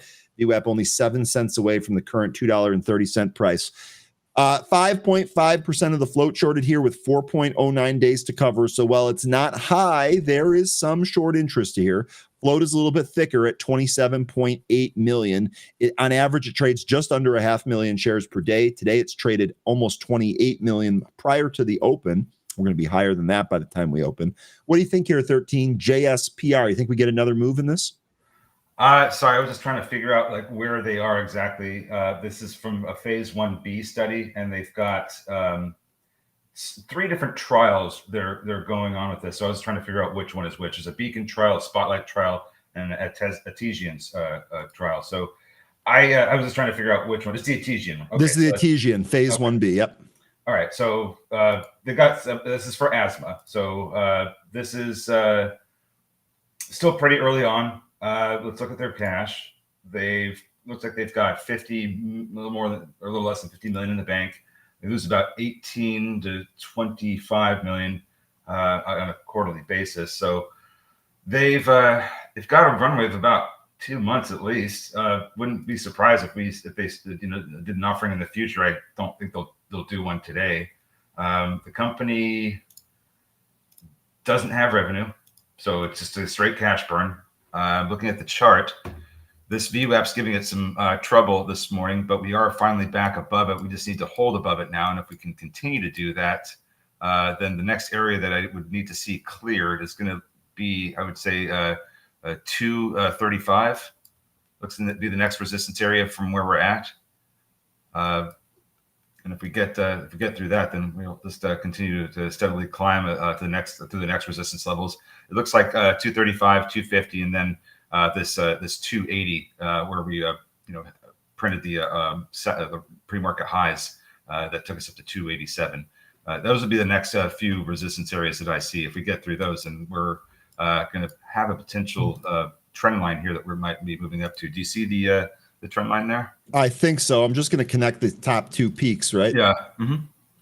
So that would be kind of where my target would be. It looks like it's going to be just shy of 3 or about 3 if it goes up from here into the open. So that's what I'd be looking at. If we can clear those resistance areas that I mentioned, this is the trend line I'd be targeting. Okay. Good stuff there. JSPR. All right. Next here is going to be MNDR. This is Mobile Health Network. This thing really got shelled yesterday. Looks like it tried to bounce here in the pre-market, but round tripped some of that move. I wanted to highlight something here again, real quick. Mo is saying, I've been seeing a lot of these stocks pop, round trip that initial pop, and then rally. This is helpful because if you think that's going to happen, this actually might give you a little bit better entry and less stress. Frankly, also wanted to highlight this comment. Buffalo by Bicycle. I thought about you yesterday, Ryan, when I hand washed and blow dried my truck in 33-degree weather.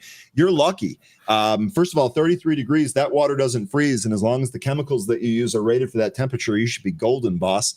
But it is so snowy and dirty here. If I don't have an inside garage to do it at, I can't even wash. So you're ahead of me, Buffalo by Bicycle. I don't know if that was an insult or a compliment, but I'm going to take it as a compliment. Just FYI. Real quick, getting back to MNDR here. I see this moving on no news. So yesterday it fell out. Today it's popping a little bit. It round tripped the move like Mo was just saying. Looks like it's getting ready to rally. We'll see if it does that. I've got VWAP at 225, current price here down at 212. Quick peek at the short interest, 8.85% of the float shorted here with 2.38 days to cover. Comes on an average 100-day volume of 2.94 million shares, done 6.4 today. Float is 1 million here, so definitely a low float stock. What do you think here on this MNDR? Well, don't know what the issue it had yesterday was that pulled it down. I'd have to read through that form 424B5. The answer's probably in there. But the pre-market here, we traded all the way up back to where we were before we had that drop off in the regular session. So this 250 area, probably 250, 255, this whole area here is a big resistance because it was previously support. So if we end up recapturing VWAP and trading back up to this 250 area, we would need to see a lot of volume to get through it. This is a pretty good sized sideways area that it had consolidated for looks like 2 or 3 days. So before we had this drop off, so that would be a big area to get through, at this stage. But let's see if it can even recapture VWAP. It looks like it's found its footing. It's trying to turn around. If we can recapture VWAP, maybe we'll start seeing some of that recovery. 230 looks like another resistance area, as does 240, 245. But as soon as we hit 250, that's going to be the big question mark for me. Can it make its way through all that consolidation from the past couple of days? Okay. All right. Really good stuff. Lion here saying the penny stocks lately have been weak. No serious pop like NUKK. I mean, the closest thing we've had recently was SMX, right? Like we kind of knew that thing was wild, and it went from single digits to what? It's still at 35 here. Take a look at this. Yeah, single digits to above 70. So we have had one recently. Lion said, I like explosive pops, Ryan. Well, Lion, I'm glad that you said pops, and I'll just leave it at that. Now, what were you going to say here on SMX?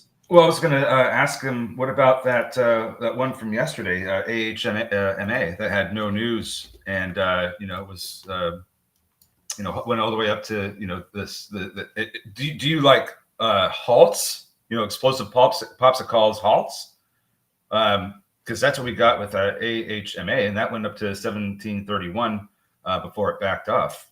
Just wondering if this is in your wheelhouse, or do you like halts at all? But we have had some decent moves with these movers, but it seems like the moves are only in the morning. Yeah. Lately, what we've noticed, throughout this year, is that we do have these morning moves, and then we get some other moves later on in the afternoon. And some of these do still do that. This one did, but it just didn't make newer highs like we have seen in the past. So they are a bit more muted. I will say that, but I don't think that they're necessarily giving us nothing. These pops that we get in the morning make for great trading, and then we can just go and do whatever for the rest of the day. Yeah.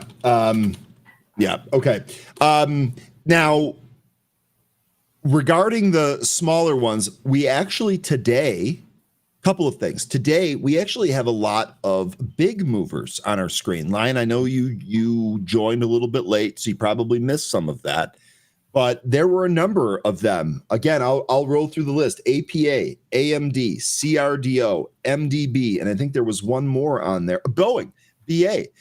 There are a lot of some of the bigger stocks that are really moving here today. Day trader, by the way, this is something that we've been looking at a lot and discussing recently.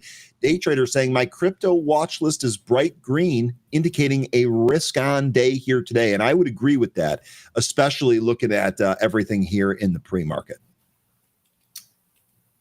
Sounds good.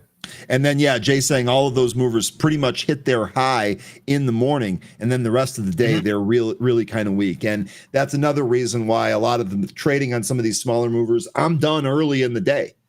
We comment all the time when you folks say, hey, I made my goal real early. I'm going to exercise discipline and walk away here. We comment on that all the time. Absolutely. Love it. I think that's the way you should be doing it. Get yourself paid, and then, go have a life. Have a life. Don't be stuck in front of the screen, folks. Yeah, definitely. PLZR is starting to get some movement here. Again, huh? Mm-hmm. It's starting to. Well, it came down near the VWAP and it started to turn around here. Let's see if we get a buildup in volume. But just was noticing that as I'm cycling through all the names that we were looking at. Anything else we want to take a look at here? Boeing may take 100. I think it will. I think. Yeah, I mean, it seems like it's going right for that round 200, and we had the 200 day at 201 right above it. So that's definitely seems like the next target.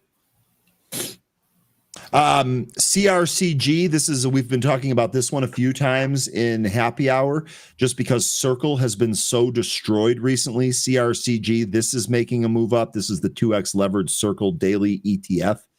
This might be a fairly decent trade here. With our guest earlier, when we were talking about Bitcoin, we also talked about MicroStrategy. This had a big move down yesterday, pretty huge reversal here. This looks like it might be a little bit stronger here today. So we should have some good things to trade. 13, is there anything that you want me to pull up chart-wise right now? I'm going to step away for just 1 sec. Do you want me to bring up any particular name, or should I ask the chat what they want to see? Ask the chat, and while you're asking them, I would just mention with MSTR, that was a fantastic reversal candle that we had yesterday. So it looks like it is we are going to get a bullish reversal. Now it's just a question of what's going to happen up at 200, because I think that yesterday I was mentioning that as a resistance area. Okay. And Marvell, that was good because we actually talked about that a little bit. But here's your Marvell chart. I'm going to leave this on the daily for you, 13. Give me 30 seconds. I'll be right back. All right. So with this one here, it looks like we're avoiding this crossing of the 20-day SMA down through the 50-day SMA. It looks like that's going to be avoided here as long as we can continue to trade up in the 90s or high 80s. We are at a bit of a resistance area. We have been up here before a couple of times, and it seems about 95 has been the big area of resistance to get through. Didn't quite hit it back in October. We were just shy of 95, but then in November, we went through it a couple of times, but still ended up coming right back in. Here we are testing this area again. And there's a couple of things that stand out to me. For one, if we go higher and we make some new highs, like let's say we go to 100, this would be a broadening price action since October. And coming off of a low like this, I would think that that's more bullish. And if we do broaden, eventually we're going to get a breakout to the upside as those patterns resolve. So that's one thing to look for. The other thing that I'm concerned about is what if we don't get back above 95 and we start to turn around? That would actually start to form a bit of a bearish pattern in my view, with the neckline at about, it'd be a skewed head and shoulders, but I'd probably put the neckline at about 79 if we do get that rejection at 95. So a couple of things that I'm waiting to see what happens here with MRVL. I think the sentiment around this is strong. We have recaptured the 200-day SMA, and we are using it as support. That's what we need to see since we were getting rejected in that area earlier this year. So I would really want to see this price action continue to broaden. $100 test would be great. I think that's going to be your next big resistance area beyond 95. So I would say let's see what happens there. Hopefully we get that bullish broadening formation. Okay. Good stuff. MRVL. Marcus asking if we've covered Bind Beyond Meat. No, not today. I mean, I feel like we've talked about this all of the time. Here's what your daily chart looks like. Here's what the inside looks like. This is holding its pop from yesterday. The Beyond Meat trade. I mean, what do you guys think? A lot of insider buying yesterday.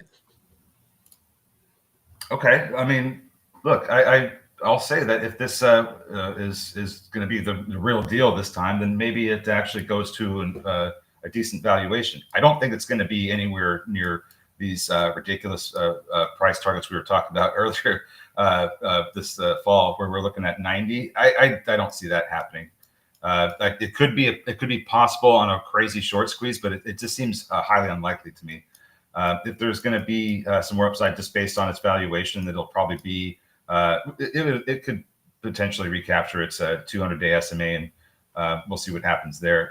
There's some resistance levels on the way up. I don't know what more to add to this right now, other than you've got a lot of barriers in the way to the upside. The next one that I'd be looking at is 150 and the 50-day SMA. Yeah, I'm kind of with Mo here. Let BYND go OTC. It's Garbo.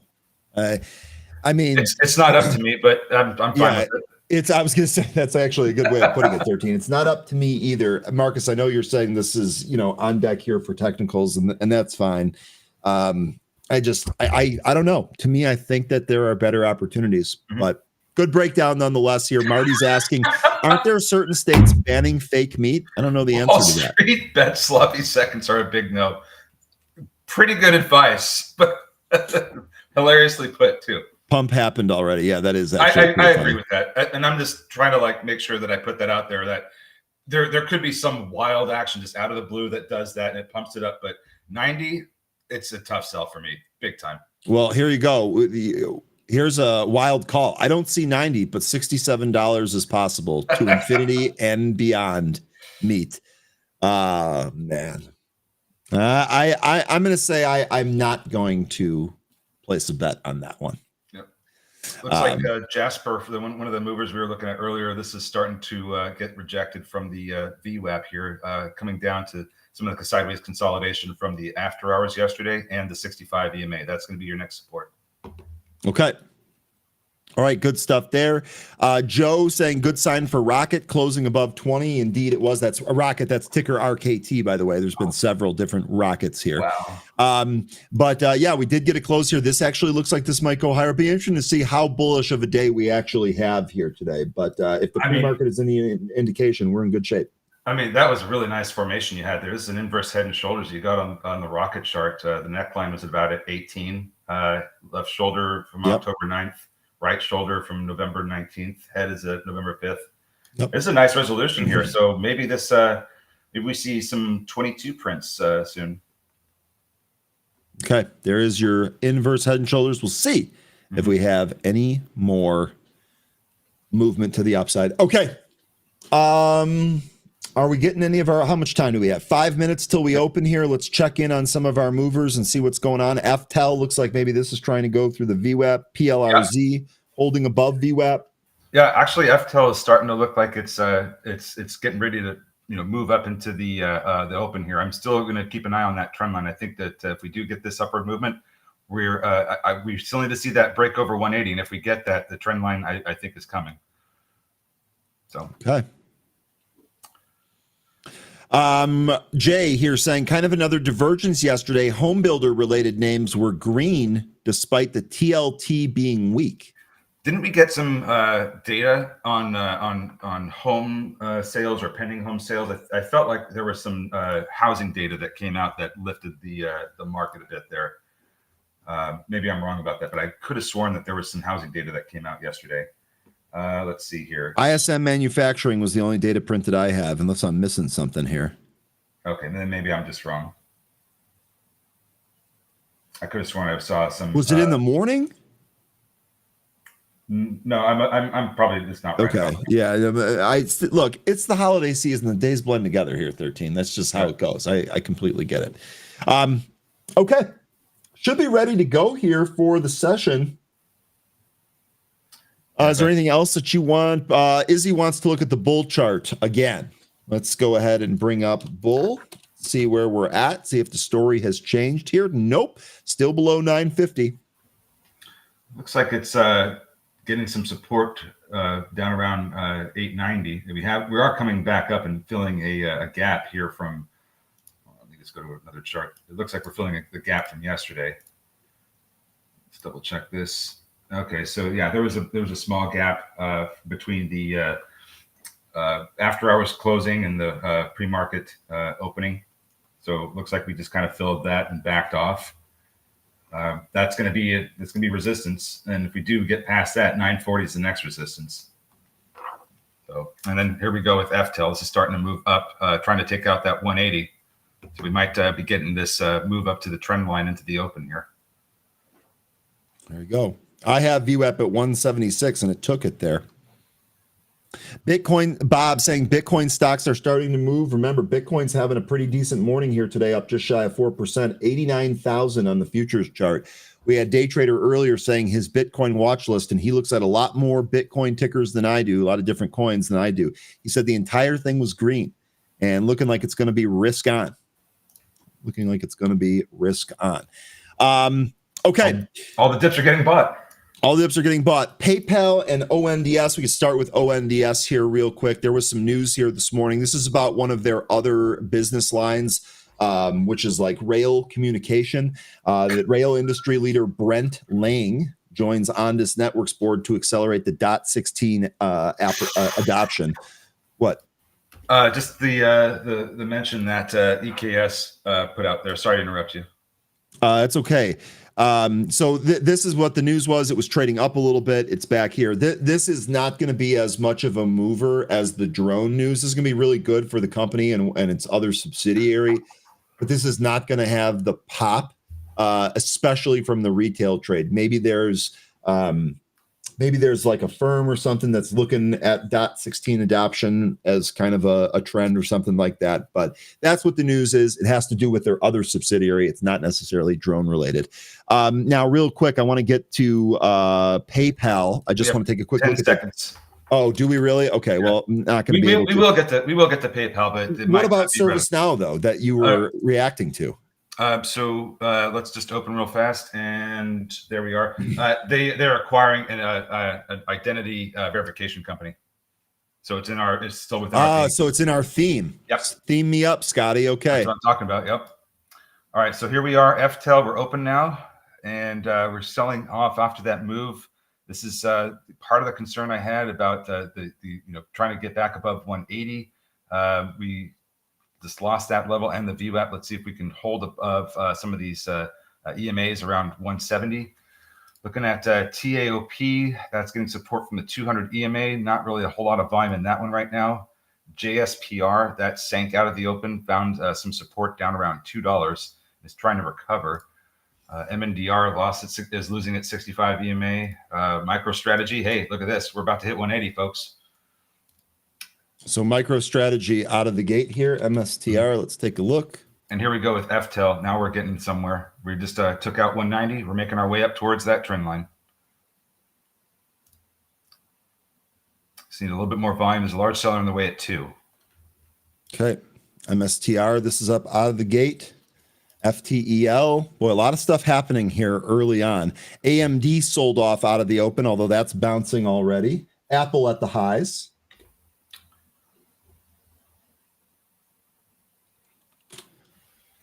I mean, wonders if this AMD is buyable. CRDO also pulled. Well, down at 220, you have some sideways price action that might provide support or a bit of a demand zone for AMD. That's on AMD, right? Yeah, that's what I was thinking. That 220 area was a spot before. Looks like it's holding that here. Let me take a look at MSTR on a daily chart. So this has got a 9 daily EMA in the way that it rejected the price Friday. So today, let's see if it can recapture that or actually close above it. Then there would be resistance at the 15. So this would need to get over 180. Was it 183? 182 is the 9 EMA, but 183 would be better. Okay, AMD, pretty decent bounce off that 220 already. Let's see what we get here. Beyond Meat, that sold off a little bit. EKS mentioning Oracle, ORCL. Let's take a look at Oracle here. Oracle, this is up out of gate. Boy, a lot of bullish moves here. JR was exactly right on that. What are the favorites here today, I guess? So are we just not worried about the default swaps anymore? I mean, no one really has time for that, 13. We got a bullish day in our hands here. Yeah, but you can't be worried about that. Let's get to this. Yeah, I mean, I'm sorry, I'm making a joke, and I probably shouldn't do that, but so far, so good. FTEL Marcus is saying, sorry, 13. Marcus is mentioning ON here to 45. Okay. This did take 45. Looks like this is actually going to try and break yesterday's intraday high and go higher. 200-day SMA, next area of resistance.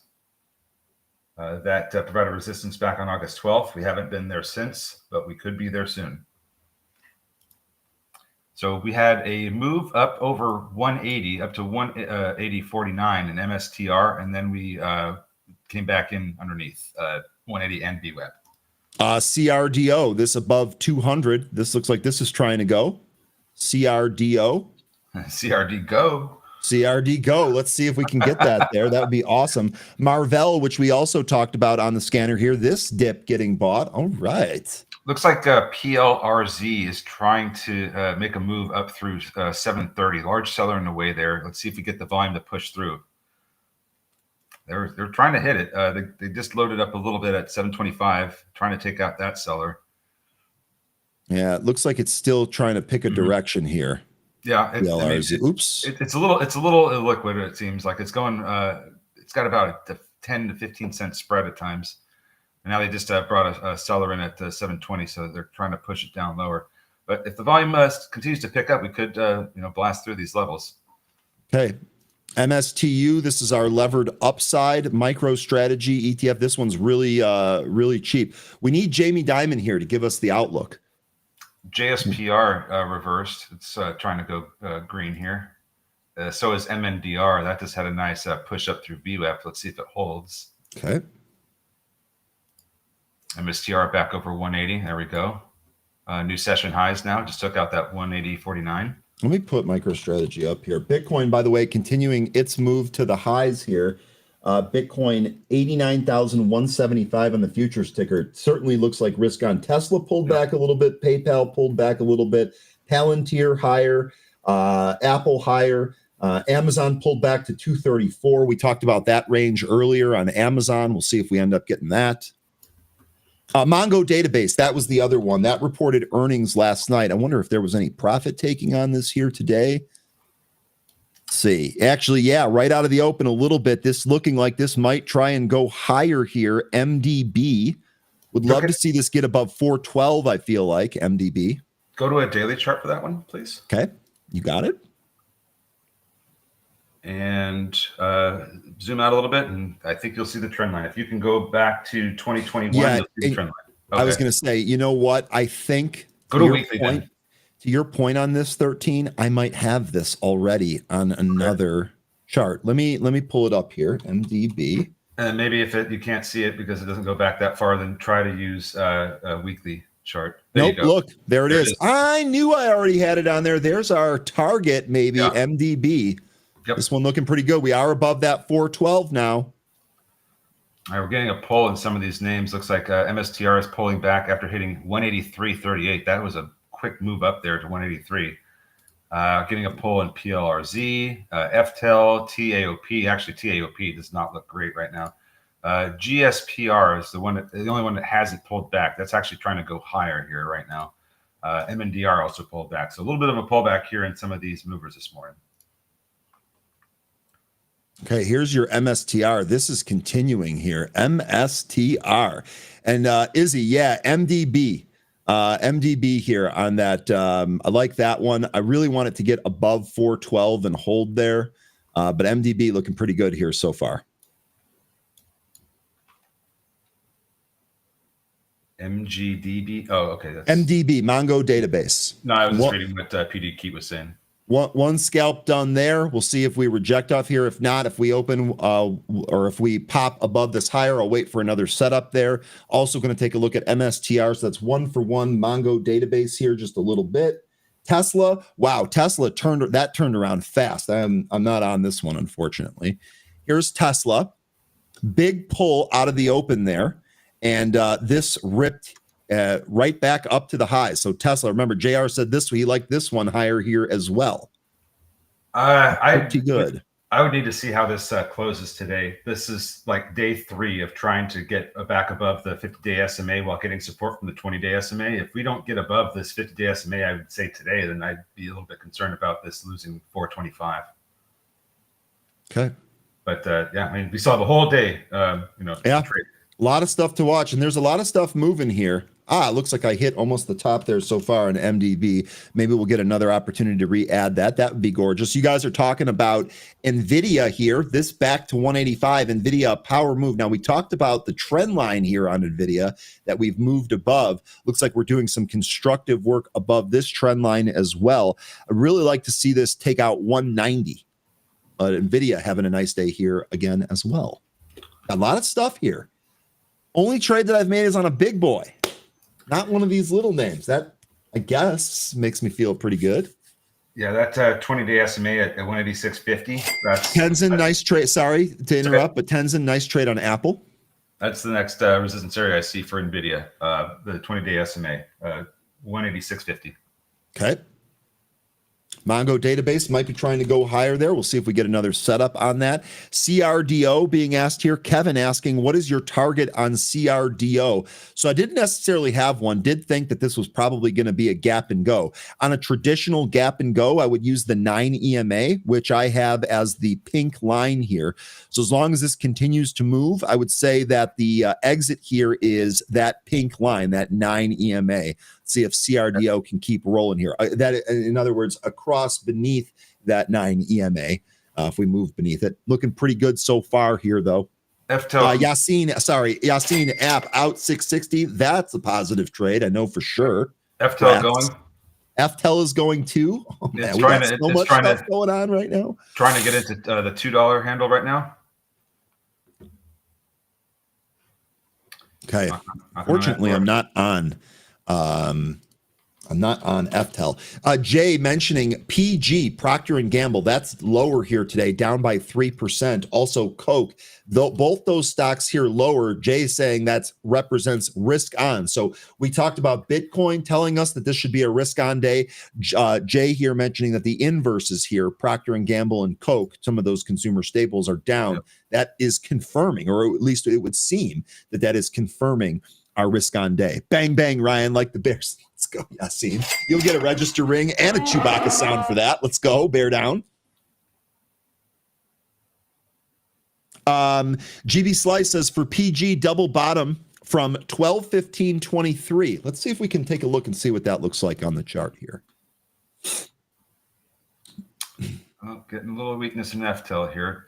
Couldn't get too high above the $2 level, but let's see if it can get some support from VWAP and make another attempt later.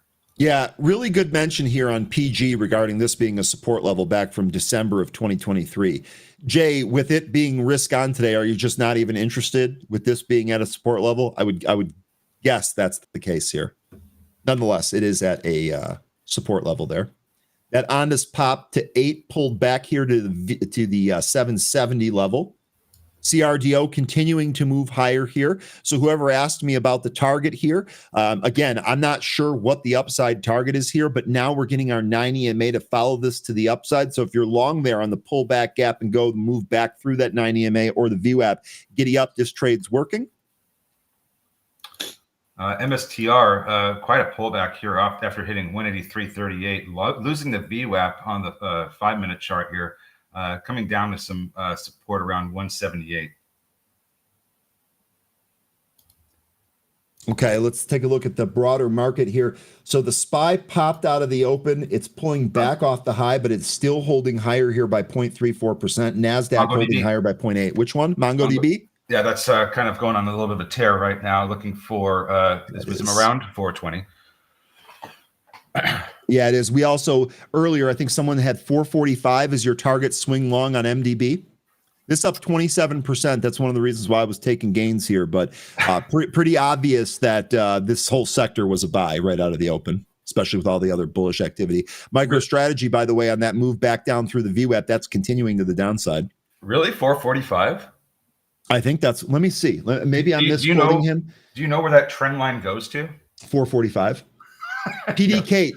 MDB target. He meant MDB. It's MGDB, but he meant MDB. Target of 450. Now, PDK, I don't know if we get that here today, but pretty decent swing long target. Big reversal in PLRZ. We are halted to the upside, or about to halt to the upside, it looks like. Just give it a second here. We'll see if we do get that halt. It just had, there we go. It's halted now. So big reversal in PLRZ. Elon's favorite, yeah. Why the drop in PG? Well, I think we mentioned that already, and so did Jay. It's kind of a risk on day, so you're going to see the safer defensive names do not as good as the more speculative growth names. Correct. Yep. Correct. By the way, seeing some NVIDIA call flow. We talked about that move on NVIDIA up to 185 where it stopped. I am seeing some call flow on the back of that. Marvell calls, but this is just looks like a singular order. I'll let you know if I see any more. More NVIDIA sweeps to the upside. Wow. Palantir as well. Hood in there. Tesla in there. Whipcoin asking about ABTC. Any idea why this is tanking? I don't own it, just watching. I will take a look. You want me to pull that up here? ABTC? This is American Bitcoin Corp, and it's going down. Isn't this the one that's backed by one of the Trumps? Uh-oh. Down 48%. Yeah, I don't know what's going on with this one. Let's see what happened yesterday. Yeah, this is the Eric Trump one. You're exactly right. Uh-oh. Well, get your victory laps ready. SMX going off again to the upside. I tell you what, I think that's probably the final nail in the coffin. I think it's definitely a risk on day. I'd be careful with this one. If you get gains in this one, don't be afraid to take them. Kathy saying for PG, it could be institutional selling. Now, Kathy, how would that calculus work for you? If it was institutional selling and institutions are selling some of those staples, do you like another stock because of that? Do you like another sector because of that? You'll have to let me know. We were getting some selling yesterday during the regular session for ABTC. So I'm just trying to look and see if I can pin anything to the reason why it's continuing to move down. Because it looks like they just opened yesterday and just started going down, and now we're just seeing a continuation of that. I don't know the reason for this being down. There must have been some other news that we're just not seeing, or you'd probably have to, read through the Form 425. It's not a very big form. I'm sure I just didn't see it, but or the reason for it. But I don't know the exact reason why ABTC is going down. Sorry, I could not pin that for you. NBIS here. If you're curious why it popped yesterday, it was probably because of the new valuation of Databricks. NBIS owns ClickCircle, which is in the same business. Yeah, and there was also news about OpenAI's valuation too. Jay, any thought or have you read anything about when we might see those? Because I suspect that might pull more money out of some of the other winners.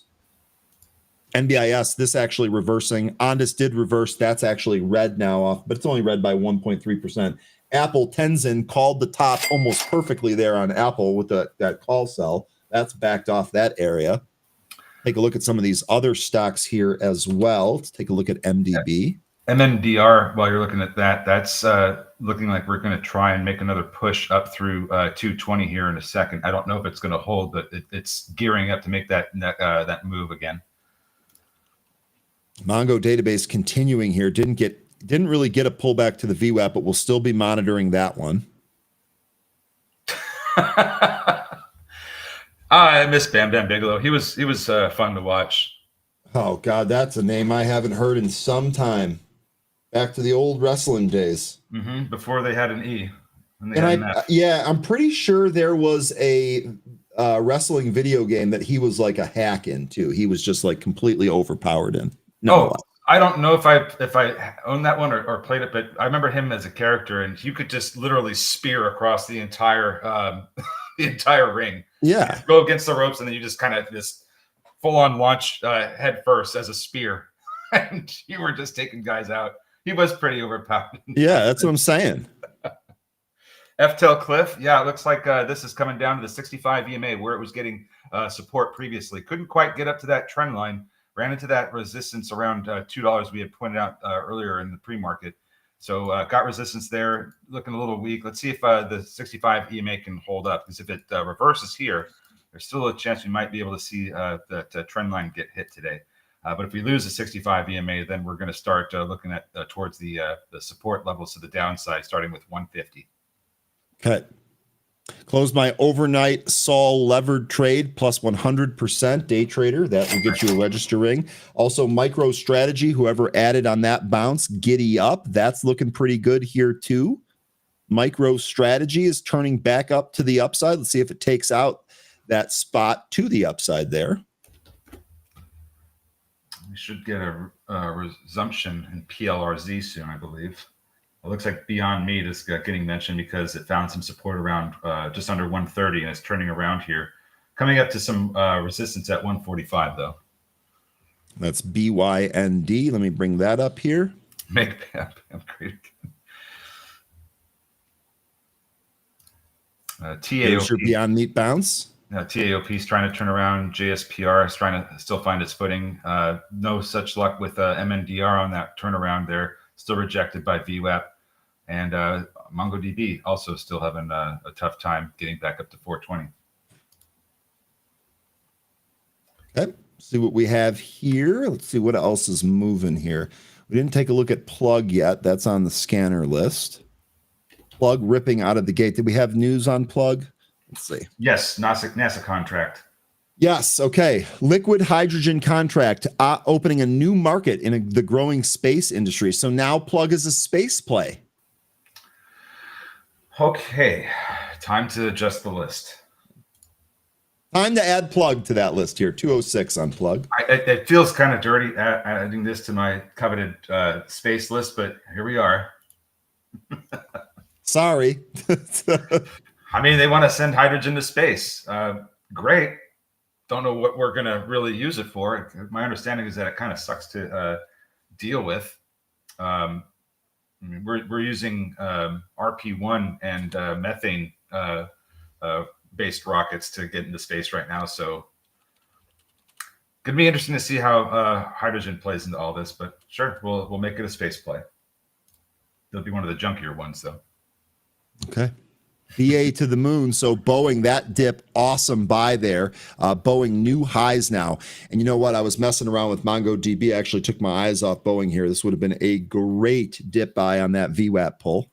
Yeah, I don't necessarily think Boeing's going to the moon since their Starliner program has been a colossal failure. We're more likely to see New Glenn or SpaceX going to the moon. But I know what you're saying. We're expecting Boeing to do better, and certainly it looks like it's heading towards 200.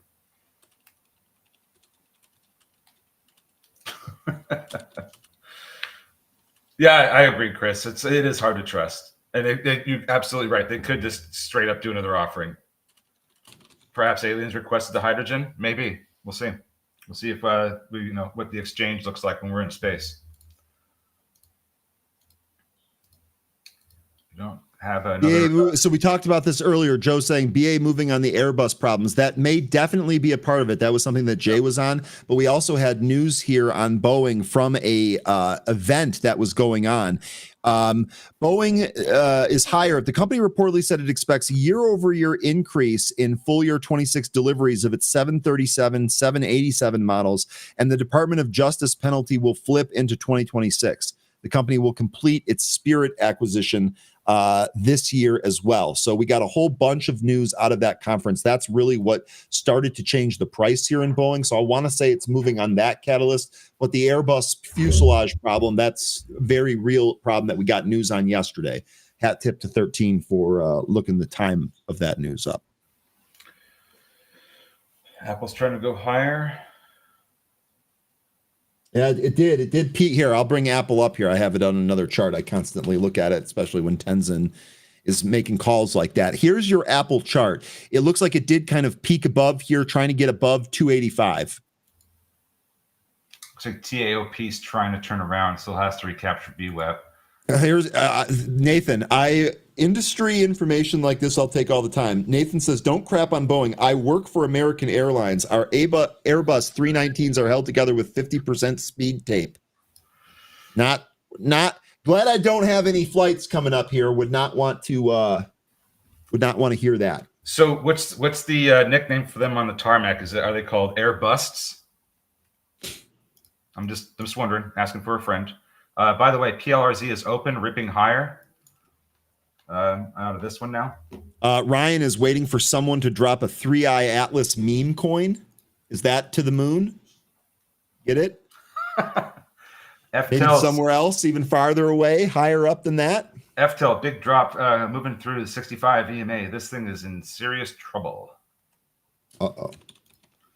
So you're saying one of our movers here that moved early in the morning is already kind of drying up? One. The movers haven't been great today. Just PLRZ. That's the only good one so far. Yeah, no, I'm just highlighting the pattern here that the group was talking about earlier today. Pretty good stuff. Let's see what we end up getting. Let's take a look at the broader market. What's everybody got their eyes on right now? Yeah, broader market's actually rolling over here. That was a good mention. SPYs, we're still hanging on to green, but we might test the red there. Boeing actually still looks pretty good. Let's take a look at some of our bigger stocks. MDB, let's see where that's continuing here. Looks like didn't quite get to 420 yet. Mm-hmm. Maybe that is on deck here. MSTR was our other big boy that was moving with the Bitcoin. trade. MSTR, this actually is holding up above VWAP. This setting up, maybe it wants to go higher. MSTR. Marcus is saying, I'm not seeing much demand on Boeing past 200. That might represent your intraday top. And then CRDO, thank you for that mention. That was another big one that we were kind of watching here. Here's what CRDO looks like. This actually looks like this might be gearing to go higher as well. PLRZ getting mentioned again. Yeah, we that's resumed. Yeah, it unhalted. We gapped up. We're trying to push higher right now. Running into a lot of selling though. Looks like that $8 level is pretty good resistance here. PLRZ. Yes, sir. Yeah, the movers just don't look that great right now.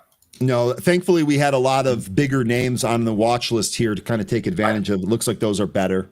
MSTR looks like this is trying to make another move up through up to the 183.38 high that we just had. It has that appearance of trying to push up to that level. So let's see if we get the volume for it. Okay, MSTR would love to see this get towards 184. I think if this can get to 184, you could really get some fireworks. I think there was someone talking about this maybe going back to 200. And then let's also look. 200 is where I think that's you're gonna find some pretty hefty resistance because that's the top of that sideways channel that we were drawing. And 193 is where I have the 15 EMA on the daily. Now 193 and 3/4, so almost 194.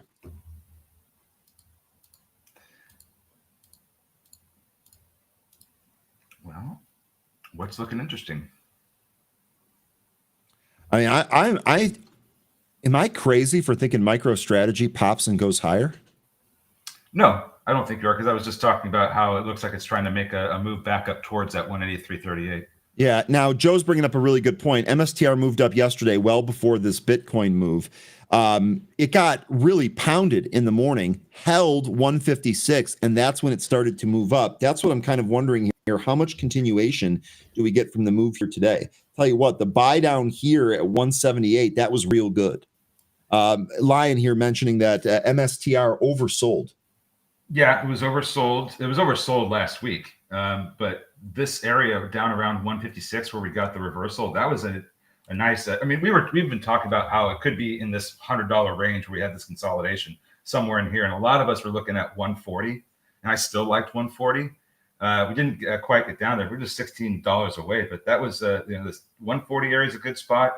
156, 157, another good spot. So that's where we got that initial reversal. Now, if we can't recapture 200 and we turn around and start going lower again, I'd be looking at 140.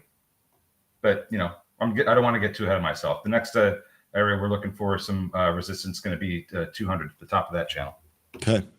Kimmy mentioning that App Lovin', another show favorite here, is still climbing. That's APP.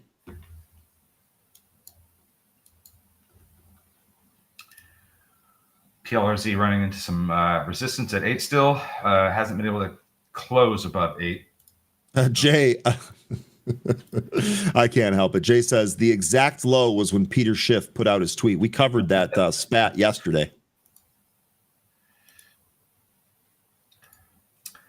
Let's see here. Just kind of looking at through some of these movers that we're getting. Wow, Rocket Lab having a nice day.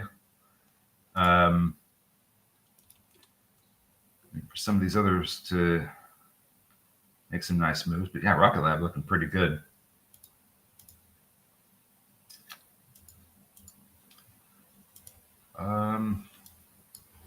Well, looks good, folks. Take a look at GWH. That stock's doing nothing, isn't it? It doesn't look like it's doing a whole lot. Yeah. Barely any volume. Yeah, there's really nothing here. As far as the chart goes, it's trying to recapture the 200-day SMA. It needs more volume to do that, though. So we'll see if it can do that. Otherwise, I think that's going to continue to be a bit of a suppressant on the price action. 246 is the 200-day SMA. Okay. All right. Yeah, I don't think there's really anything. I would ask why you asked about GWH. Maybe there's something we're missing. Let me know. Well, I mean, it did have some MSTR, baby. It did have some nice price action in October. It's probably just, somebody has a position in it and they're wondering if it's going to, turn around, or maybe they want to see if they want to try to get in before it makes the next position or the next upside move like it did in October. I don't know. Cut. MSTR pretty good. Big bounce back in Ondas, folks. Tenzin, I tell you what, man, that intraday Apple top call, Tenzin, that was crispy. That was money. That was very, very good. No problem, Matt. Thanks for apologizing, but you certainly got my attention. RBRK reports this week. That's Rubrik, right? Yes, it is. The other cybersecurity play. So is this another one that might make some MongoDB-sized moves? Is that what we're thinking here with this? Reports December 4th. Buy rating for Rubrik. Guggenheim gives it $108 price target. That's 38 from here. Tesla's going to turn around. It does look like it held 428 so far. Well, I guess I would just wonder what everybody's thinking with Rubrik. We just had a death cross, and we did go lower after that. So, and we're trying to recover. I don't know that we're necessarily seeing the end of it, but let's just take it day by day. First thing that needs to happen is recapture that 20-day SMA, and that'd be a really good sign. I think the bigger sign for us though is we're going to need to see this back above. I want to say 72, but I think 73 might be better. Yeah, I don't know what to think about its earnings. Palo Alto sold off after its last earnings, didn't it? Despite putting up a decent report. Right, but this is the thing with Rubrik. This has been trading in a downtrend, and we've been making a point about how when that's true. That's a good point. Good companies are trading down into their earnings. They tend to get a lift after their earnings. So maybe that happens here with the RBRK. That's a good point. Boeing, are we above 200 there? Okay. 201.30? 201.50. That keeps going there. I'll tell you what, that little dip out of the open after that news, and we're going higher here on Boeing. All right. $2 would probably be next. I'm sorry, 202 would be next as a resistance. We are beyond the 200-day SMA, but let's see if we can close above it. Okay. Pretty sure I knew we would hit that, but let's see where we close. Let's do it. All right. 13, I'm going to step away for just 1 sec again. You want me to put any chart on here? Any chart in particular? How are we doing on PLRZ? Whatever you guys want to look at. Looks like that's starting to weaken a bit more. Yeah, it actually looks like this might try and fill that intraday gap from that initial halt. Looks like it already tried once, didn't quite pull down there. Whatever you want to put up. It could be MicroStrategy. It could be anything. Yeah, let me put up MicroStrategy because that actually challenged that opening candle high and then backed off a little bit here.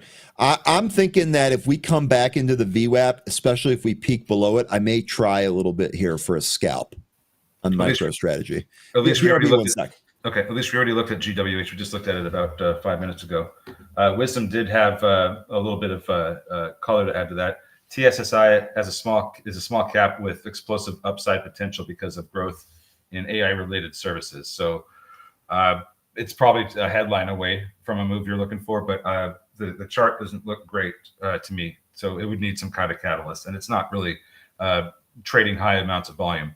Today, we've only seen 100,000 shares, 100,400 shares move.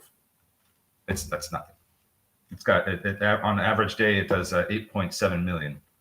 So, and it could be good for that the whole AI trade, but it's going to need that catalyst. Now, if you follow this company closely and you know when it's catalyst is supposed to be coming, well, then you're in a position to trade this. But I don't know of a catalyst that's upcoming here, so because I don't follow it. MSTR still trying to push back up to that 183.38 high that we had earlier this morning out of the gate. We're just about to knock on that door. Which one? It's a stocking stuffer. Great. Okay.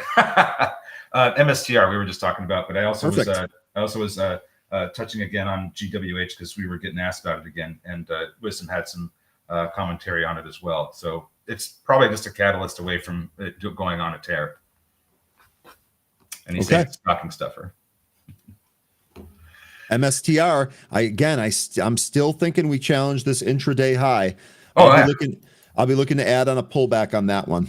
No open positions now. One scalp on MSTR already, and one scalp on MDB already here today. So doing all right. Oh, wow. Look at that. So PLRZ, after we had that nice halt that took us up to 836, we're now halted to the downside after moving through the VWAP. This is an ugly move. We might end up making some new session lows as a result of this. I think that if we can't hold 625, that we're going to see the 65 EMA get tested. Okay. BQ, this is another one of these small guys. This has actually made a second leg higher. Did set a new high, but is pulling here. I'd watch maybe a move back to the VWAP there. Yassine mentioning AMD, which is another one of the stocks that we took a look at earlier today. BQ filed for a mixed shuffle up to $230 million. They did this in November, so keep that in mind. This company is raising capital. And then was the one you're just looking at, AMD? I was looking at AMD. Yassine also mentioned IREN. AMD here is basically right at its VWAP. It is holding higher out of the open, but pulled back off the highs to its VWAP. Here's IREN. A little bit different story here on IREN. This recaptured its VWAP and went to the pre-market consolidation area. Would really like to see this break above 47.5. IREN pulling back now. No position here in IREN for me. So I have a horizontal line for AMD at 227. That was from the high from October 6th when we had that big move up that was sold off into. So that's an area that I've been keeping an eye on. But I think this 425 area has been providing better support and resistance. So we tried to recapture that particular handle earlier this morning with AMD, and we got rejected. So I think if we close above 225 today, that would bode well for more upside in AMD. I think we could see 230 as a result of that, but let's see what we end up getting here. We need to get back above 225. Okay, Lion is going long Amazon right here. Bitcoin also at the highs of the day. AMD lost its VWAP literally as we were speaking right there. The APLD. Someone mentioned this earlier, but we never went to it. This also on the data center angle. I would imagine this is having a pretty good day. Yeah, it actually looks like 30 might be on deck here. Oh, yeah. So G-Man is mentioning that Oklo, Archer, and Joby are flying. Oklo can't really fly, but Archer and Joby, they certainly can. Get it? I do. So Archer. It's an EV-toll joke. Yeah. Archer's moving up towards its 20-day SMA. That's where I see the earliest resistance. That's at $9. Or I'm sorry, $8. $8, not $9. $8 resistance for Archer. Joby. Let's see here. Dang, 20-day SMA also. That's going to be at 1440. So 20-day SMAs for both of these companies. Next resistance areas I see. Yeah, maybe we do get some turnaround on these. I still think these are going to be pretty good names. I don't think because we're going to be seeing. I think we're going to be seeing these a lot in the skies in 2026. Okay, interesting. I don't know if they're going to look at this power candle. I mean, I'd love to see this volume expand some more here on Joby.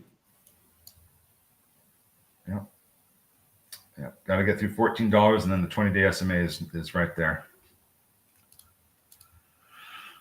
All right, looks like FTEL is starting to sink lower, coming down to 150, and I think that's the final support before we start looking to the 20 EMA on the 5-minute.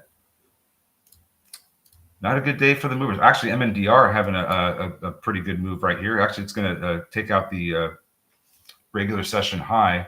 The pre-market high was 253. Got a seller in the way at 225, a small one, but a much larger seller at 230. So we'll see if we can continue ahead to get climb higher. Archer had news. I thought I saw something about some news they had. Let me double check and see what that was. MNDR. This actually looks like a VWAP test and pop coming here. MNDR. So Archer Aviation is partnering with Karam Aircraft for military grade rotor tech. I assume that's probably going to be for their Marines contract that they have with them. So, well, you're not kidding about Tesla. Seeing more option flow here. Actually, it was calls early on Tesla. Now I'm seeing a mixture of calls and puts, a little bit heavier on the call side. Look at the reversal on Tesla. Great mention, Ken, PD Kate. You're not kidding about this not stopping. What a move here on Tesla. And good morning, Anne-Marie. So, you know that Archer has a strategic partnership with Anduril? Yeah, we talked about that before, didn't we? Or we mentioned it at least. And they also remember that other eVTOL company, Lilium, that I liked. Yep. That was LILM. Yes, sir. So they acquired that one. They also acquired Overrare, and it's really interesting where Archer's at. I don't know when all this is we're gonna see some massive upside moves. I'm not counting today. I don't know when we're gonna see the massive upside moves for everything they're setting themselves up for, but wow. This is an interesting play here, just on the military side. I already liked Archer for just the transportation angle from vertiports to the airport, but now we're talking about this being a potential defense name. Archer actually having a pretty good day here today. Anne-Marie, your comment earlier, thin volume across most of the market depth charts and option chains are light. FYI, this usually means higher prices. I feel like we have a lot of folks aligned that seems like a bullish day. Seems like we're going higher here. And actually the broader market, I know it's grinding higher here. It did pull off the highs, but that might even look like it's trying to go higher. We're having a really good day with some of the space names. ASTS having a nice day, up shy of 5%. Plug Power, now it's on the space list. That's almost up 6. Firefly Aerospace up 3.5. Cooler is up slightly. Some, a lot of these names are green, not massively green, but space names are green. L3 Harris. I don't know about that being a smaller defense contractor, but that's another good one too. Another good one, absolutely. The Santa Rally just started. The Santa Rally doesn't start till after Christmas. We've covered this a bunch. I actually asked the guy's son who invented the term. Yeah, I want to see what happens next week. If we can get past next week, and in good spirits, I guess we'll say. I mean, I don't know that I don't want to make a prediction on whether or not we're getting a rate cut, but whatever happens out of there, I think we just need to get past that, and then the market can start, going on a Christmas rally or whatever. But next week is going to be a bigger concern to me. I know that a lot of people are thinking that it's going to be just fine. We'll see. Yeah. Lion says, "Well, I revised the term." MSTR. Here we are knocking on the door of the session high from earlier this morning. Told you. Oh, I knew it. I knew you were right about that. It looked like it was making our way up there. We're just needed to take it out now. Take it out. Jay here. It's a seasonal rally now, the Santa Rally after Christmas.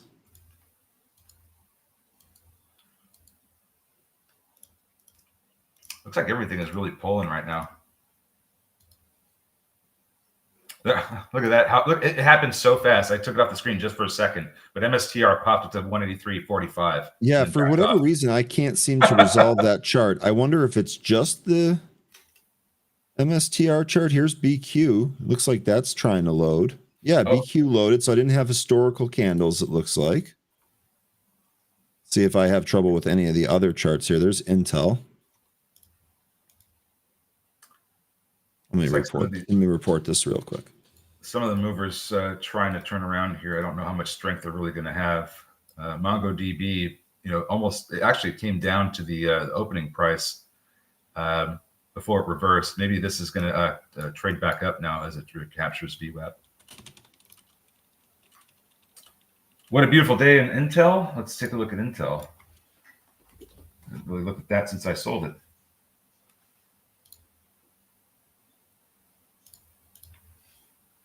Yeah. Okay. So, here we go. Intel coming up to the October 28th high. And if this takes that out, the next area of resistance that I see where it could go to, $45. And this would be a big breach of the downtrend that it's been in for multiple years. Since 2021, April, we've been in this downtrend. And then NVIDIA steps in, buys it for $23.28 a share. And here we go. We're going back up. And we're coming into some resistance. So if we continue higher, 45 is where I think that resistance is going to become a problem.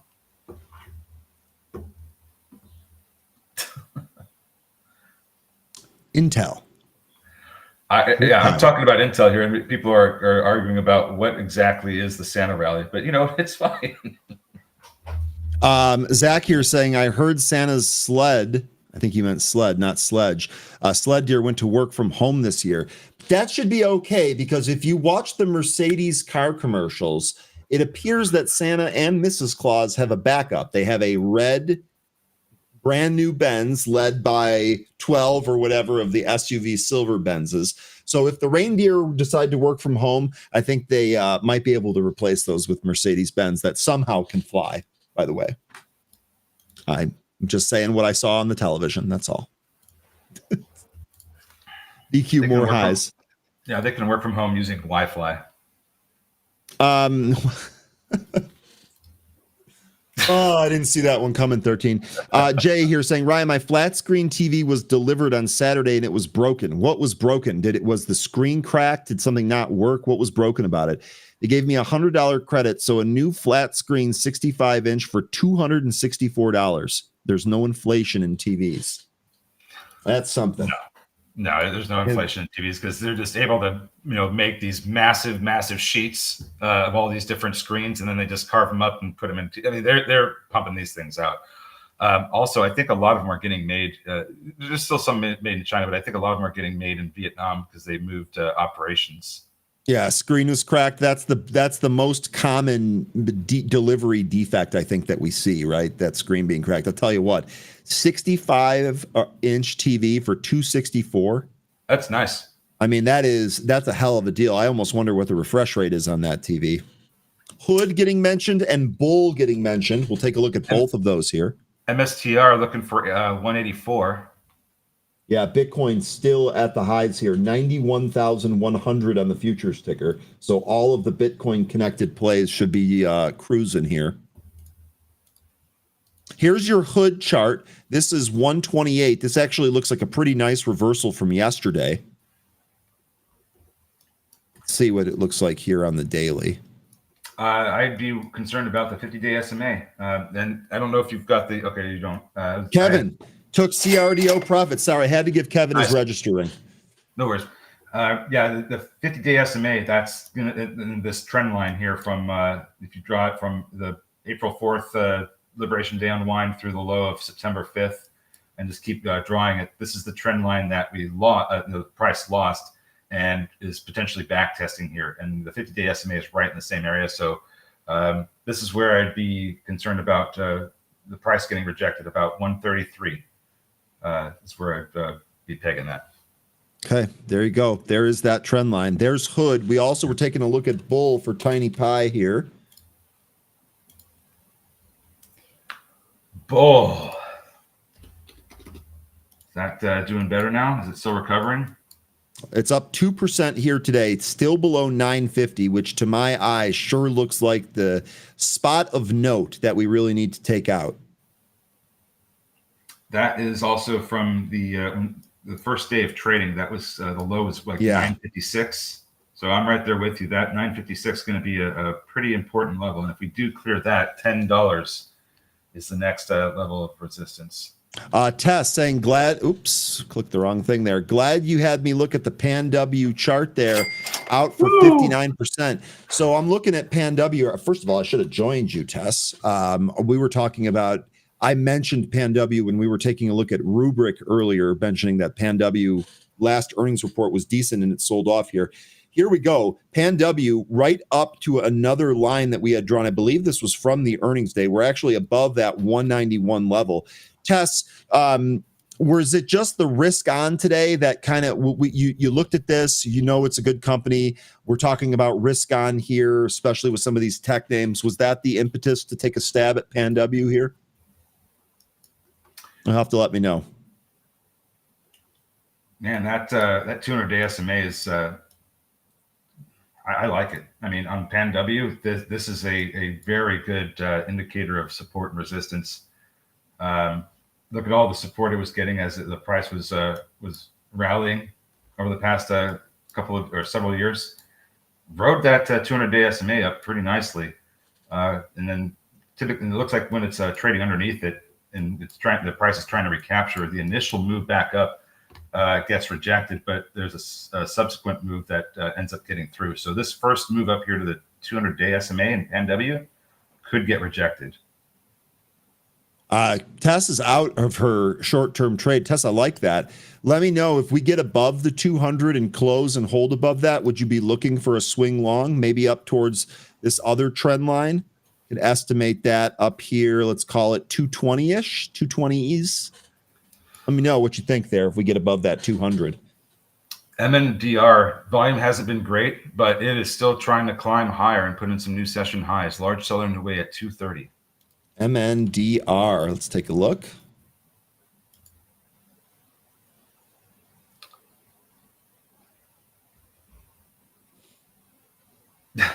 Man. Yeah, I mean, I don't know about Bull anytime soon, but Archer and Joby, those are looking much better. But I agree. I know what you're saying, Joe. They're you need to see some more. I don't want to say milestones, but you need more convincing. You need to see some levels get hit and hold. I get what you're saying. Really quickly, MSTR seeing some more call sweeps on this name. Just now, MSTR 183. So we didn't take out that 184 spot yet.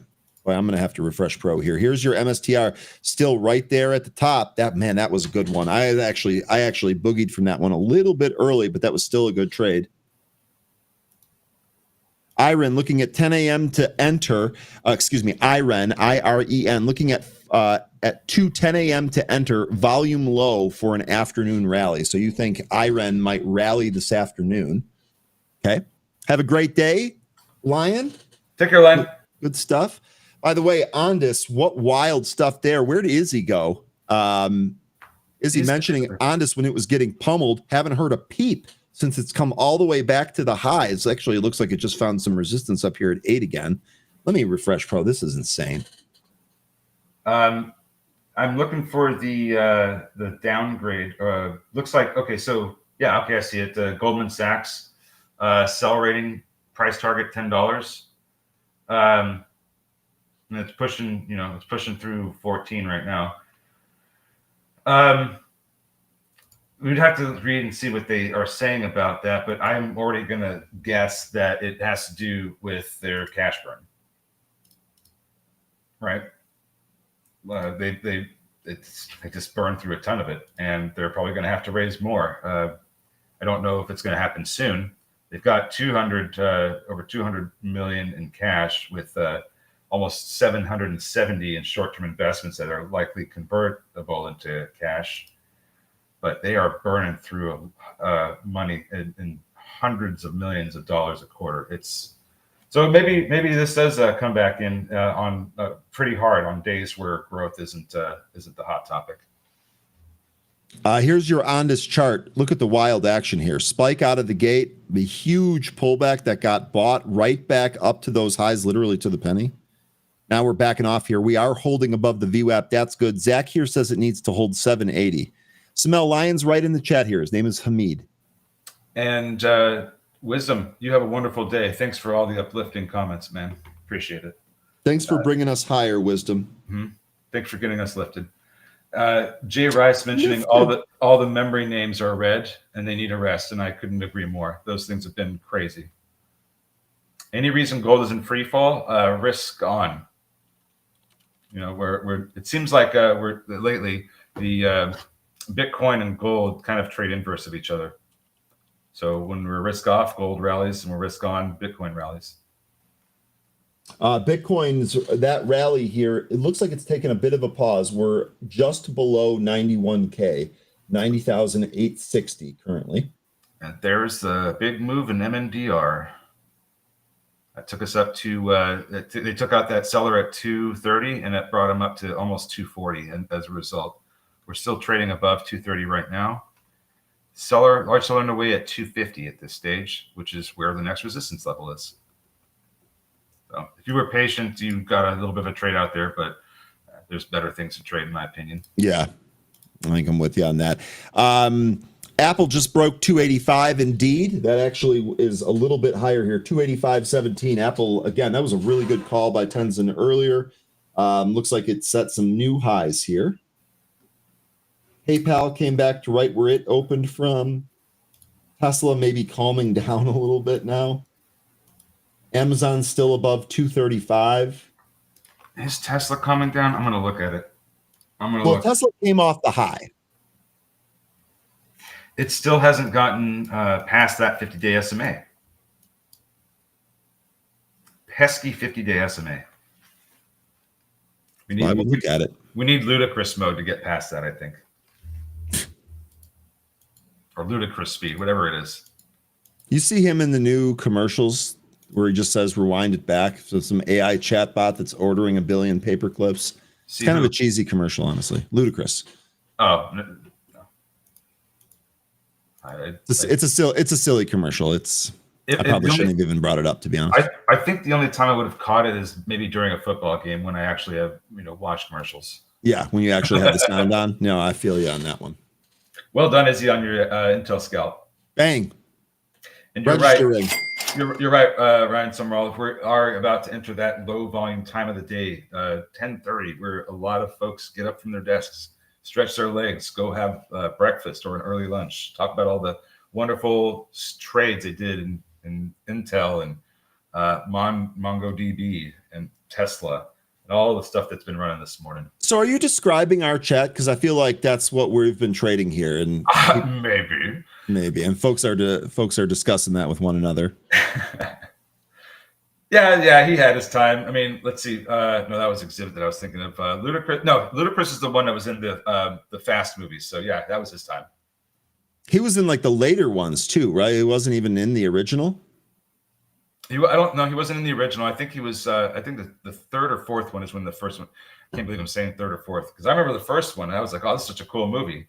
And then they just kind of did this. Yeah, I'm with you on that. I actually really enjoyed the first one. I don't think I'm a fan of really any of the other ones. FTEL coming back. This is making a move up through some of the EMAs towards VWAP. I don't know how high this is going to go. There's a lot of sellers in the way here. MNDR trying to push higher as well, looking for that 250. They milked that series. They try to milk every series that really seems. That's what it seems. Oh yeah, especially this day and age. They don't. The creative vault is gone. It's empty. There doesn't seem like any ideas are happening anymore. Everything. No. Look at what Hollywood's done this year alone. Almost everything has been a remake of an older movie. It's been a sequel. That's really it. It's been a remake or a sequel, most of them. It's kind of sad. The best ones, I think the highest grossing box office movie this year was the live action of Lilo and Stitch, something like that. So it just goes to show that there's no creative juices left in Hollywood right now. And unfortunately, the next series of IPs that are going to get hit and tapped for, making into movies is going to be video games. They've already started. Yep.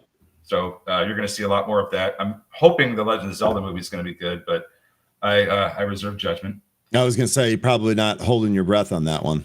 It's looking like it's going to be okay. They're doing it. Look, everything that I've seen so far is making me hopeful, but especially with the creator of Legend of Zelda having creative control over the outcome. So yeah, I know, G-Man. We have Moana coming, a live action of Moana.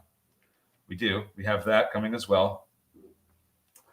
So, and we're probably going to get another Spider-Man. And maybe even a reboot of Star Trek. I mean, who knows? We're going to see reboots, and We're probably going to see more and more of that. Just reached my 52-week high in my portfolio. Could not have done it without you guys. I love you guys more than you will ever know. Wow. I'll take that. Time to go work on some A319s. Okay. Yeah, keep those things in the air, Nathan, would you? That would be really helpful if you could do that. Yeah, that's right, Cam. We already got Minecraft. We already got Mario. We already got the Halo TV show, which was trash. We have some Pokemon. I'll say this: the one, God, Frozen 3 and 4. Why? The one good series for video game movies that they've come out with. Oh God, I just had it, and then Frozen 3 and 4 completely got me Take that. frazzled. I'll think of it again. But oh God, yeah, Avatar coming out with another one. The Sonic movies. Those have actually been good. And I think the big reason for that is because Jim Carrey made a fantastic villain. And it's great because you just went to Rich Tech Robotics, which is, and his character's name was Dr. Robotnik. So perfect timing. Perfect timing, Ryan. Okay. Sometimes broken clock is right twice a day, it seems. So Rich Tech Robotics, this is coming off of a trend line here that I have drawn. This was getting support from after it broke back through it on November 25th. Now we're trying to get back above the 20-day SMA, which it's been contending with since that recaptured the trend line. Today we're trading above it. Let's see if we can close above it now. The Predator movies, gosh, those two. And they're going to come out with another AVP movie, which we don't need. No, I'm not going to do that right now, Joe, but I will later. Yeah, Avatar, time travel. We're going to get another Avengers movie, which I don't know if I'm going to even go and see it in the theater. I got to get back to this market here. Okay, so yeah, I was gonna say, what are we seeing here? Looks like that initial kind of bullish move from the open has subsided. The market indeed pulled back a little bit. Bitcoin pulled off of its high. Yeah, that's it, Jay. Turn the TV off, except sports, and yep, that's pretty much how it goes. Yep. I don't watch TV unless it's sports or a show that I'm interested in. Sometimes if I come across a really good YouTube video, I'll stream that to my television instead of watching it on my computer. I don't know if that counts or not. If there's going to be an IP that they are going to put out there, make a movie on, and I know that they're working with Henry Cavill on it with an Amazon show, but I would really love to see Warhammer movie or TV series done really well. I think that'd be fantastic. But I can only wish in one hand. My Meta headset is super dusty. Are you not using it, or is it time for a new one? And what is that headset? Is that the Oculus 2 or 3? Tesla Pulse says Izzy. Kimmy's also mentioning it as well. Any thoughts on the Uber Daily? I'll take a look at Uber. Here, you want me to put the Uber chart up? I'm answering a quick question here for work, but let me give you at least a visual aid here. That Uber. November 20th, pretty big knife through some key support levels, including the 200-day SMA. Found some support down around 82. Turning around here, trying to recapture the 200-day SMA, including the $87, formerly support, now resistance area. That's going to be the big spot here for me, folks, when it comes to Uber. We need to recapture 87 and the 200-day SMA. They're right in the same area. The 200-day SMA is at 87.09. So that's going to be the big hurdle, I think, that we need to see happen here with the Uber. Get back over that. We're going to be keeping our eye on 90 at that point. But if we can't get back above 87 on the 200-day SMA, I think we come back down to 82.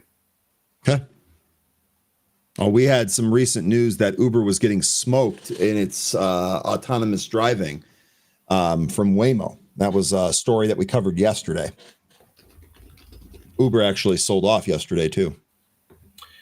No, I haven't watched the Terminal List. No. I watched the first season of that. I thought it was all right. I heard season 2's a lot better, but I haven't watched it myself. You guys will have to let me know how good that is.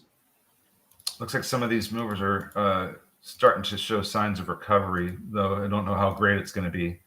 FTEL still trying to come back up to VWAP. AOP still trying to recapture VWAP as well, but it's been going sideways. JSPR with a sudden green candle out of a series of red ones prior to it.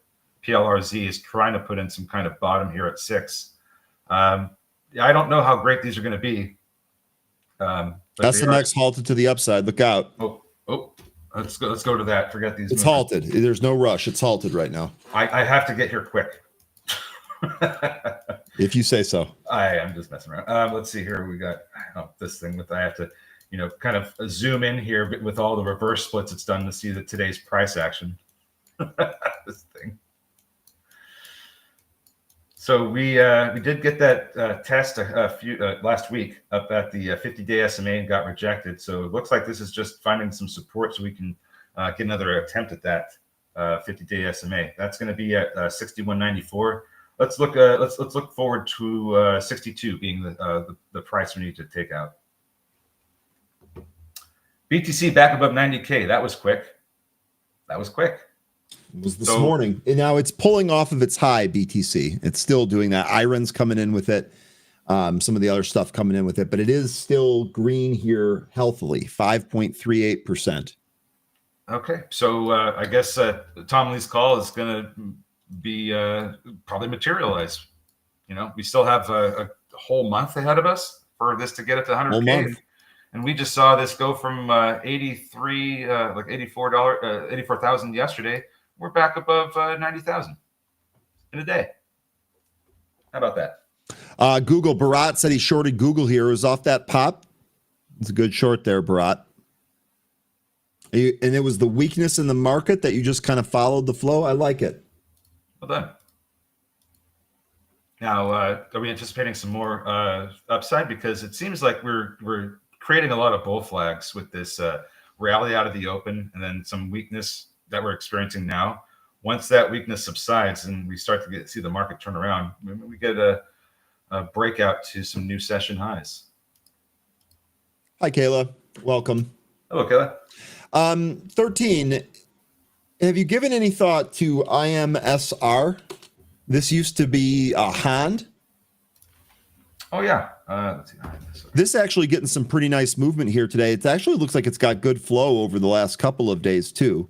It's been totally beaten down. I just almost wonder if there's a bounce play in here, IMSR. Almost like it de-spacked. Yeah, that's what I'm thinking. Well, that's what it did. That's what it's doing. This was a SPAC, and I don't think I read through all of the if there's any redemption offers or whatever after the merger.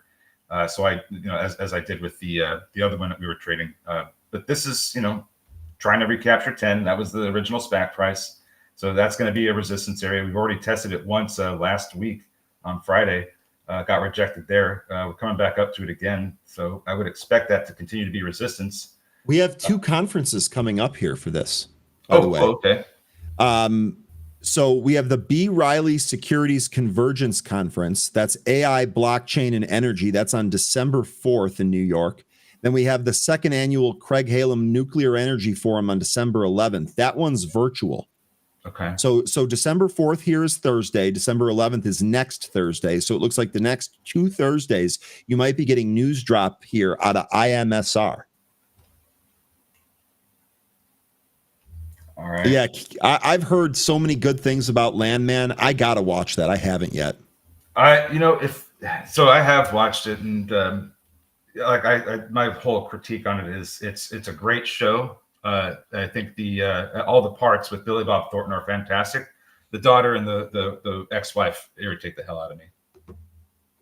I think every time that they go, they put them on screen. It's always some BS with them, and I think it takes away from the show. I really do like all the scenes with Billy Bob Thornton. He makes the show great, in my opinion. Yeah, you're not the only one that says that.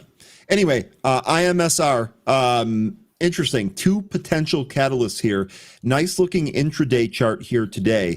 Looks like maybe the bottom is in here after all of that selling and de-spacking. So maybe we get another move here. I'd like to see a first move here above 10 IMSR.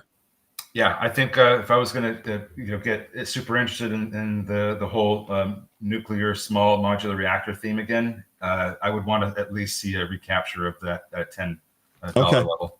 Okay, that gives us something to look for here. Mm-hmm.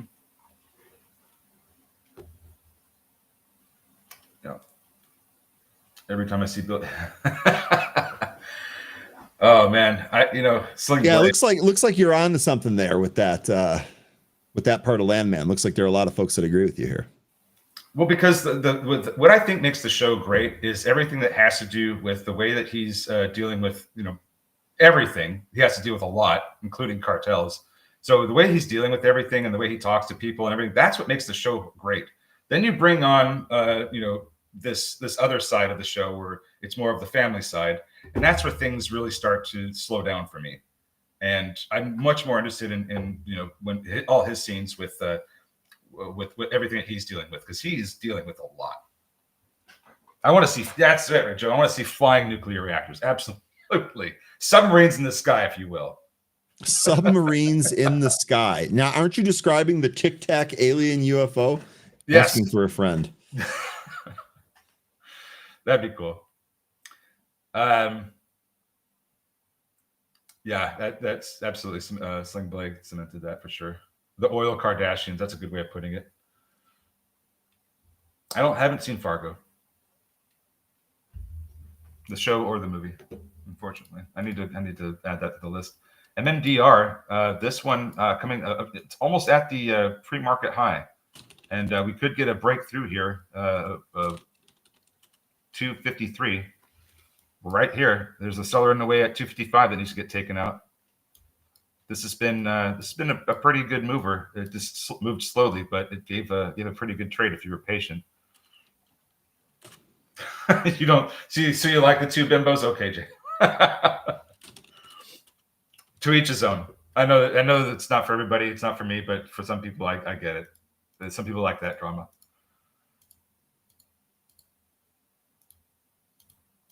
Okay. As far as stock setups here, the market did bounce a little bit. I'm trying to think if I don't see anything here. Maybe I'm missing. I've watched a lot of movies, Marcus. I'll have to just watch that one day. Yeah, haven't found the time, or there's just too many other things distracting me to want to put in an old flick. But I'll have to watch it. There are some movies that I still need to watch that are older.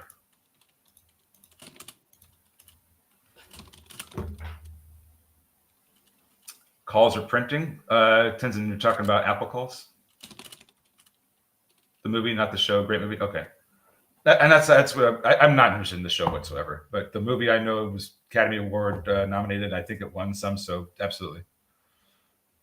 MSTR trading up a little bit. Cam, I think that's because every single movie these days is like 2.5 to 3 freaking hours long. They don't have these 90-minute movies anymore for some reason. Those are my something like an Under Siege or an Under Siege 2. You're done in an hour and a half. It's just action from start to finish. Yeah, I feel you on that. Very little dialogue. Yeah, you do have to see Fargo though. Matt's right. Fargo's great. I will. MSTR continuing its bounce here. Bitcoin also bounced a little bit. We'll see if it sets some new highs. Mark is saying Boeing is headed to 205, but not BYND. You got that right. Yeah, I mean, I think I'm okay with sitting through long movies, because my all-time favorite movies are the Lord of the Rings trilogy, the extended edition. So that's like what 11 to 12 hours of film right there.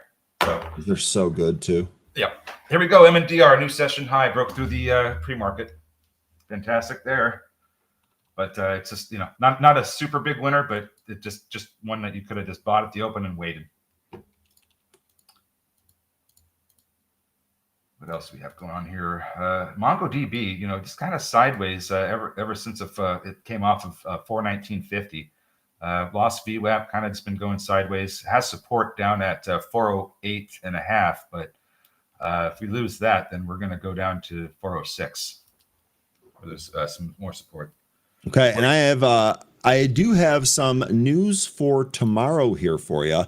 So on tomorrow's show, 13, this is actually going to be news for you as well. Okay. Sorry about that. On tomorrow's show, we're going to be joined by Liz and Jenny from the Liz and Jenny Show from Tasty Live. So some of you folks may recognize them or maybe even use the brokerage It'll be a quick 15-minute dive into options trading. We're going to talk about market trends and strategies that you can put to work right away.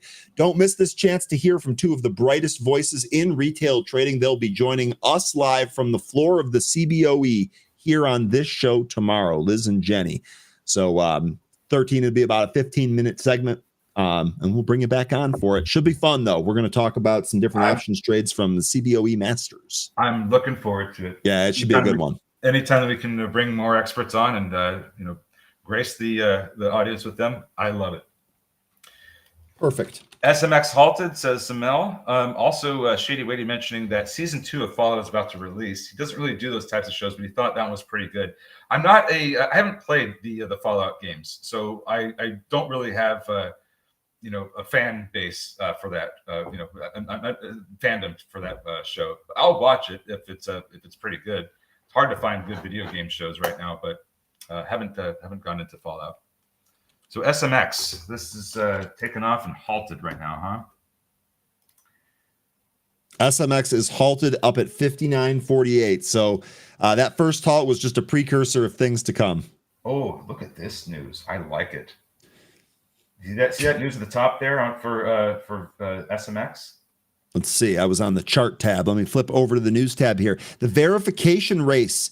Every trading hub must now enter. SMX is the starter. So this is on the theme. This is basically promoting SMX as being a big one in that theme. Yeah. IDAI, by the way, which is one that we've been talking about, sitting there at 424, up 5% here today.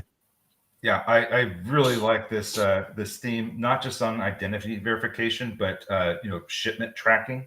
Just this all sounds like a great theme to me because it's sorely needed, and I think it's going to be something that's going to be need to be taken seriously as cybercrime is blowing up, and AI is helping cybercrime along. So I think that this is going to be a very important theme next year. I do like this news. And congratulations, anybody taking SMX on this. Yeah, this is a nice move here. Not on that one, on some other stuff here today, but SMX, really good stuff. Kimmy, hitting a wall. I need caffeine to keep going. It's 2:44. Maybe you don't need caffeine at 2:44. You just reminded me. Bedtime. I know you're in Australia. What was that? 13? Sorry. She just reminded me to take a drink of coffee. Oh, okay, perfect. Well, at least you had that alert going for you. Alert system right there. I love these alert systems that the chat provides. Yeah, they are quite good. Okay, so just give me one sec. Sure, taking another look at these movers here. Still sideways price action with MDB, MNDR backed off of 254, the new session high. Got some support near VWAP. JSPR, this is still trying to curl up, maybe recovering after hitting $1.80 and doing a 180. So let's see if it can recapture some more levels here. Next big one that's in the way is going to be the 200 EMA on the 5-minute. Currently trying to get above the 15 EMA. TAOP, this thing has gone sideways pretty much since we dropped down to 264. Saw some recovery trying to get back over the VWAP, but it's still just kind of going sideways here, and it looks like it might be trading into a descending triangle. So at some point, I would think that it's going to lose 264 and go lower. FTEL. Well, I just put this on my screen, and we're beelining right for the 200 EMA. This thing might get support at that moving average, but been an ugly day for this one following the sell-off after the first 15 minutes. PLRZ still trying to move away from $6. Hasn't been able to yet. Needs more volume. Palantir at the highs. Take care, Kevin. Oh, excuse me, Delta at the highs.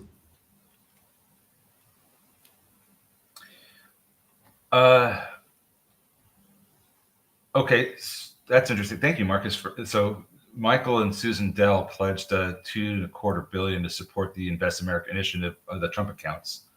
That's interesting. Let me look at Dell because I don't know how we're gonna play that right now. I mean, is this giving a trade? Doesn't seem like we're getting a whole lot today. Dell had a nice move out of the open back to VWAP and right back to those highs, but okay, I don't know how great it actually is. Okay, so I mean, this is the news it was moving up on. It looks like I don't see anything else. So good mention there. And then Trump says, "I love Dell." So if Trump said it, if he says he loves Dell, then of course it's going to be up. That's what is it? This is the next Kodak. And then Data Vault, building base for more upside? Question mark. DVLT.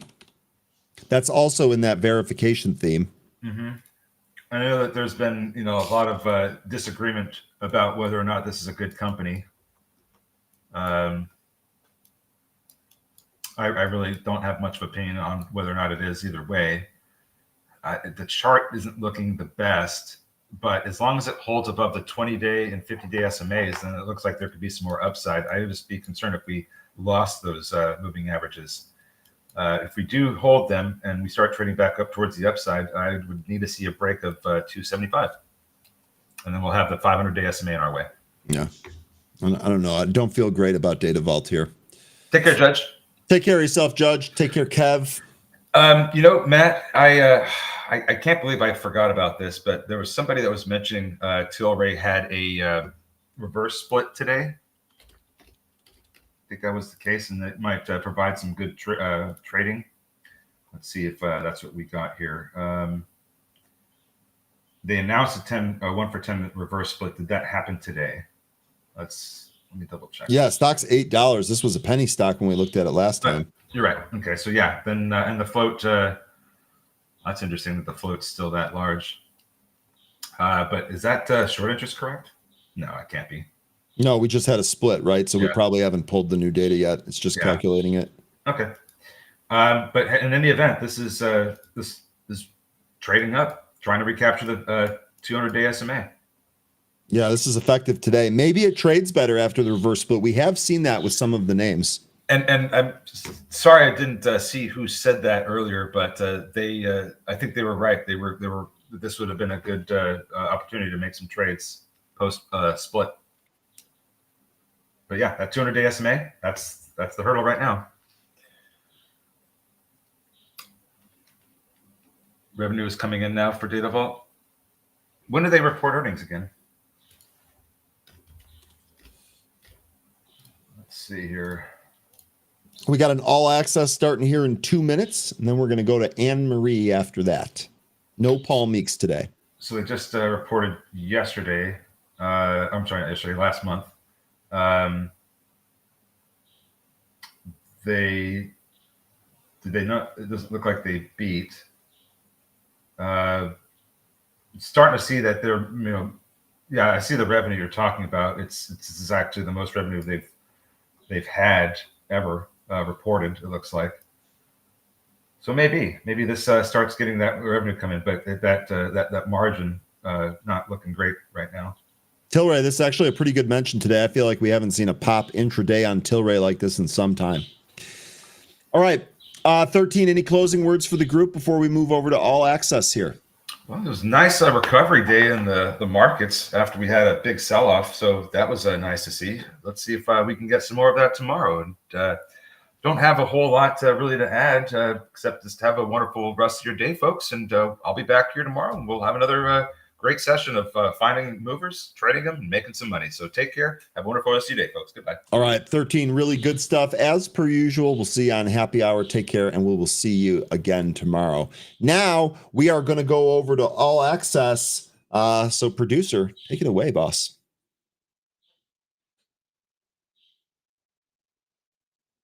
Uh-oh. We're going to send it over to Dan.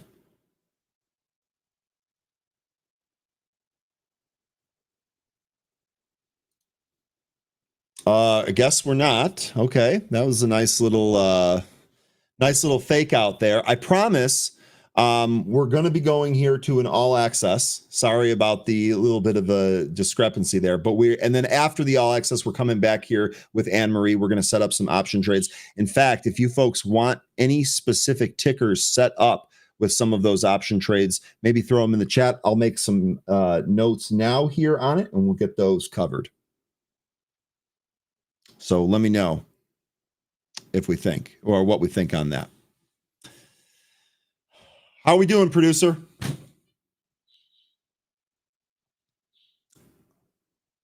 All right. So we lost 13. So I can't bring him back, Ryan. Sorry. More Ryan, it's a good day. LOL. Ryan, can we talk about the Broncos? I mean, no. Yes, we can, I suppose. They're definitely going to the playoffs. Anne-Marie is going to follow the all access that's coming here. Yeah, producer slacking a little bit here today.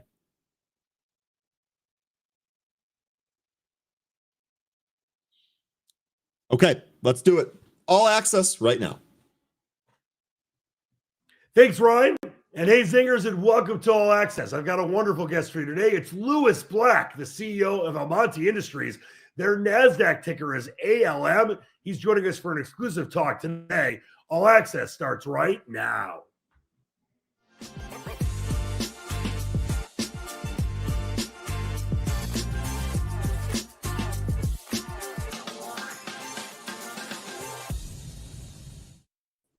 And it is my pleasure to welcome back in one of my favorite guys, the CEO of Almonte Industries, Louis Black. Great to be with you again today, Louis. Hi, Dan. Good to see you. Great to see you as well. And I got to start here by congratulating you on your listing on NASDAQ, and you got to ring the bell. What was that like? It was a fairly surreal, as a former Englishman, I'd only ever seen it on television. And then I was in the middle of it all, ringing the bell in this fantastic market.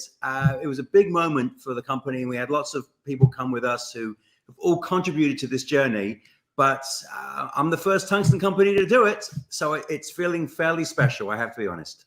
Best and brightest. Love it, man. Congrats on that. Very, very cool stuff for you and Almonte Industries. Let's talk about tungsten. The pricing for tungsten continues to surge. We talked about this before. How are you feeling the sustainability of these trends right now? Well, I think they're actually really born out of the fact of supply and demand. I mean, the price of tungsten is higher in China than it is in the West, which I've never seen in all the years I've done this. This has never happened before. And it wasn't just a one-off. It's been like this for 7 months. So there's obviously a scarcity issue in China and Russia as there is in the West for this product. And you have 3 sectors really driving this. You've got defense, which of course, munitions and armor. You have semiconductors, because you need tungsten gas and tungsten copper wiring to actually manufacture these things. And so everyone's in a rush for the building blocks for these semiconductors. And now with interest rates dropping, you have the car sector sort of returning with some gusto. And that's always been a traditional, big consumer of tungsten. So we are in a chaotic supply demand situation, which of course is fantastic for us, but rather chaotic looking in from the outside. No, it definitely is. And then we follow that up with kind of a more macro question, if I can. Can you comment on that recent development surrounding critical mineral export restrictions? For our audience who may not be familiar, what's going on with China and where does Almonte fit in here? Well, tungsten, technically, China is absolutely correct. They never banned the export of tungsten. It's just that you can't buy it. So, it's a de facto ban because the application form to get an export permit is such an egregious lift of a kimono lifting exercise because they say you can't use tungsten in dual use. You can't use it in military applications. The problem is tungsten's in everything. How do you demonstrate that if you make a brake component for a vehicle that doesn't end up in a tank or in an armored vehicle? It's almost impossible to do so. So by default, China has banned the export without actually banning it. And if we look at the demand in China for this product, and they're a net importer of Western concentrate and Western material now, they also have the same problems that we do with availability. Yeah, it's pretty impressive to be able to ban something without banning something. It takes a lot of skill. You recently, I know, announced the extremely exciting acquisition of the Gentung Browns Lake Tungsten Project, which is, of course, bringing tungsten production back to the U.S. for the first time in over a decade. How does that project fit into your portfolio, and what's the development timeline? Well, we've known it since 2017. We've known the family, good people, great states. For us, it was always the best project in the U.S. We have our own ways of evaluating a project. I'm not saying that our way is better than anyone else's, but we've done this a long time, about 136 years. We look at something which, is it viable in all market conditions? Is it near term? Because obviously he's already got plant permit and water rights and all the good stuff that we need that normally takes a long time. We have equipment in Spain that we can ship straight away to help in opening it up. And we would like to think on a smaller scale, we would be looking at some throughput towards the end of next year, which would mean, yes, would be the first tungsten mine online for, I think, greater than a decade, for a long time. But I think generally the consensus was to bring our technology in country. We've spent a long time developing our technologies to compete in low price environments. It makes sense to bring it into our home country. Yeah, let's be honest. Basically, we don't have to talk about whether it's the best or not. Your way of doing things has been pretty darn successful. So credit where credit is due for sure. And I know that the Sangdong should be officially coming out online any day now. Can you remind the market of the magnitude of this project and what to expect in FY26 from a production standpoint, Lewis? Well, I mean, the Korean project was formerly the world's largest tungsten mine, and it's been under development now for 10 years. We bought it in 2015. It's coming online now. Inching test is done. Dry commissioning has commenced. It's the largest project that's been built in the West since 1971. It's going to be the second largest throughput plant in the world outside of China's new mine in Kazakhstan. So it has a lot of firsts. It's built on the side of a mountain, and it's my money. I mean, really, it's my money. Oh, I've taken your money, and now I'm calling it my money. This really is my money.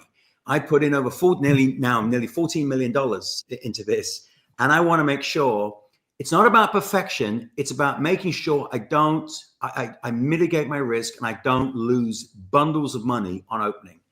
We are walking gently to the finish line. We are seeing as we stress test each section what bits drop off.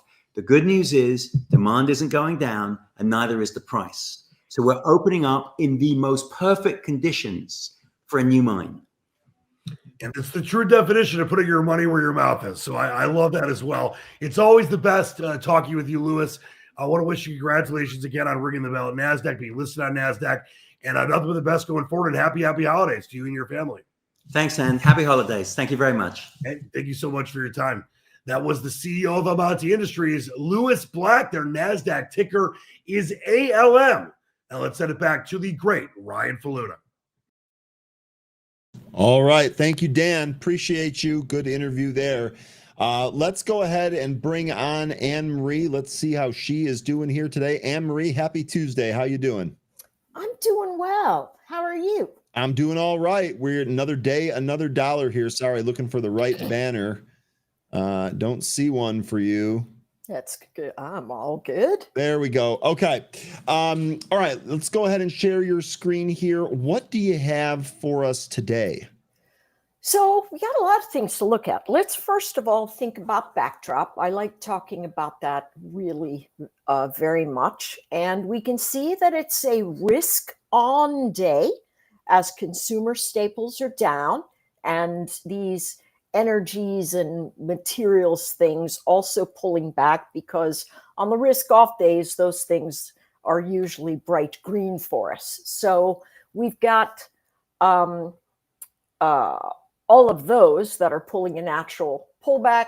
We've got these guys moving ahead, but here's the big storyboard. If we take a look at the charts, and I'll start with SPY, what we are staring down is price action that is going to be a little bit sideways, but should grind to the north. That means our deeper dips, our buy zones. If you would mind indulging me, I want to show you absolutely the beauty. I was just looking at this this tungsten group, and I think there's some stuff that, start nibbling on this one. I think it's pretty interesting, right? It's got a ticker, ALM? ALM, yeah. As I was listening to All Access, no, that's not All Access. That's what is the name of that segment? The one that was just on with Dan? Yes. That is All Access. Oh, sorry, my brain. Okay, so we had this one. I think this is interesting. Plus, it's tungsten, and I love it that this guy is all in. Mm-hmm.